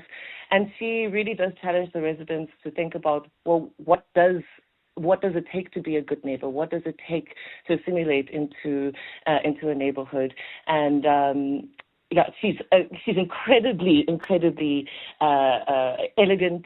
She loves good things. She loves her actively mobile life, but she also understands what it means, or the position that you have when you are a South African who has a position in society where you can stand up for what is right. Then you should do that. When you have a voice, I can tell you, as you say, you can relate to these characters. I can already see Bonolo in my mind's eye. You also say, though, that this is a fun play. So talk to me about finding humor amidst a really serious subject that's being explored. I think what Amy Jester, the incredible writer, has been able to do with the play is she's injected comedy into this very serious subject matter by using elements of satire. And one of my favorite descriptions of satire is that it allows one to sit comfortably to look at very hard subject matter, but with the veneer of comedy. So when you're laughing, you're almost choking on your own laughter. It starts off very, very funny, and then it does start to deteriorate and get quite serious. But what it does is it leaves an audience with more questions than answers, and I think it's because of its use of humor. And South Africans are very funny. We love laughing, even through really hard times. So in that sense, it's a perfectly South African play. And I think that the cast, who are absolutely incredible, managed to hold both the heavy subject matter with a light touch, with very, very perfect comic timing. I mean, I think it's an issue many people are grappling with, right? Even more broadly around the world, the idea that if you finally have a seat at the table, do you seek to fit in with those who were there before you, or do you say, hang on, let's change the setup so as to allow more seats to be available at the table? And I think it's a very South African issue as well, around land, around housing. We all complain about apartheid, spatial planning, but not everybody wants the affordable housing next door. 100%. And, we've had a couple of audiences come and see the show. We opened last week on the 6th. We had some preview performances. We opened on Sunday. And these are the kinds of the responses that the audiences are giving. They're like, oh my gosh, like I was 100% in line with Bonolo, for example, all the way up until a major decision needed to be made. And they're like, oh, I wish you had made that particular decision and not this one. But what about our property values? But what about our property value? At the end of the day, people make their decisions you start making your decisions based on your principles, but then people actually fall on the sword of their fears and their socioeconomic standing. And I think that's the uncomfortable truth that people are going to see play out on stage, but also have to take that question home with themselves. Like, if this happened to you, what would you do? But what is solidarity if it costs you nothing? Lesoko Siabe is, of course, a cast member of this fantastic new play. It's on at the Market Theatre. It's called A Good House. And as we say, it examines all sorts of issues around privilege, around transformation, around solidarity, class solidarity. I think it's a fantastic one. It's on at the Market Theatre until the 28th of August. You can get your tickets from Web Tickets. Lesoko Siabe, I appreciate your time and thank you for talking to us. It sounds fun. Thanks, Bongani. People must run to go and get their tickets. We're already sold out for tonight. Tickets are going very, very quickly for the rest of the week. And there's some really fantastic half-price specials on Wednesdays. It's a great solo night. Bring your friends. And yeah, it's definitely a show that will get you talking. Thanks so much for your time. Appreciate your time and good luck to you and the rest of the cast. 702. More than a radio station. Let's walk the talk. And that brings us to me. Bongani Bingwa was brought to you by BCX, connecting cloud, telecom business connectivity, AI, and more to help organizations reduce complexity, improve resilience, and unlock opportunities. This is EWN. Good morning, I'm Sfiso Zulu. It is Judgment Day for a man accused of starting the fire that killed 76 people at the Usindiso building in Johannesburg. The High Court is expected to deliver its verdict today. Stembiso Mdlalose faces 76 counts of murder and 12 for attempted murder